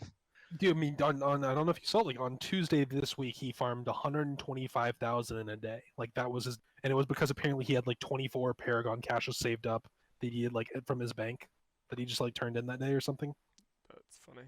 Well, he would have been converting to balloons because you can't save or Paragon converting caches, to or you Balloon can only Quest or save like whatever. 12 or something now. But yeah, apparently he just turned in all like caches and some other stuff that day, and so That's funny. got 124,000 a day. He buys runs from us. We love him. Oh, okay, you're being paid off. That makes sense. Titan forging is fine as long as they can't Titan forge to the next difficulty of gear. I mean, that's war forging though. Yeah. That's literally just war forging, and sockets just need to not be RNG. Anyway, I don't want to get too deep into the what has Blizzard done wrong because I think we'll have plenty more weeks to talk about that piece wise. But I don't know, Lozy, anything else you want to talk about here? I think that we're pretty well done, going on about 3 hours or so. Bring back Master Loot. Bring back Master, yeah, amen. Actually, We're talking Yeah. about stuff for next expansion. yeah, Master Loot is the like God. Yeah, I mean we talked. Master Loot needs to come back. Master Loot needs to come back. You don't have to force it. It doesn't have to be a requirement, but just give it as an up. It's so dumb not to. Well, I think that pretty much winds it up for the first episode of ProgCast the podcast. Or ProgCast the podcast. I don't know. We can call it whatever we want, but that's it. Episode 1, dude, with Lozy from Big Dumb Guild. Yeah, big thanks to Lozy right. for coming on here. I very much appreciate it. It's been really cool. Yeah, thanks for having me, guys. Yeah, absolutely. You're one real big guy, man. I was gonna say big dumb guy, but that sounds pretty insulting. But yeah, no. Thanks. It's on brand. It's on Dumb brand. guild leader. Yeah, big dumb guild leader. There you go. Thanks to Lizzie for showing up. And yeah, we'll be back here. I think the plan, we were talking about this a little bit. I think we're hoping to do this weekly. So check our Twitter, follow it. I'll put it Bi-weekly, I thought we said right. we said bi-weekly, but we also said maybe weekly. I'm who going knows? with I think we're planning on doing one next week at least. Put Twitter in chat. You'll always have stuff there. It'll also be announced in my Discord, which has been being spammed in chat for the past 3 hours or so. I won't be streaming anymore today if you're here for my stream. I'll be back tomorrow early normal time. But thanks for showing up, guys. I don't know. It'll go up on YouTube and iTunes and all of that stuff later today, tomorrow. Mhm. Thanks for hanging out, though, guys. Have a good day. And Oh, go don't ahead. forget to put in Valor's Discord if you have any ideas or stuff you want to see on future ProgCast. Feel free to give suggestions in Valor's Discord, and we'll definitely look at them. Yeah, and logs, and also good ideas for guests, like he said. Already saw MacNoon. That was a good one. We'll see about getting MacNoon on here, dude. The high world of League of Legends PvE. Does Impact I mean, stream? No, but I'm trying to get him to, dude. no, I don't stream. He's afraid of streaming. Anyway, thanks, guys. Goodbye. Yep. See ya.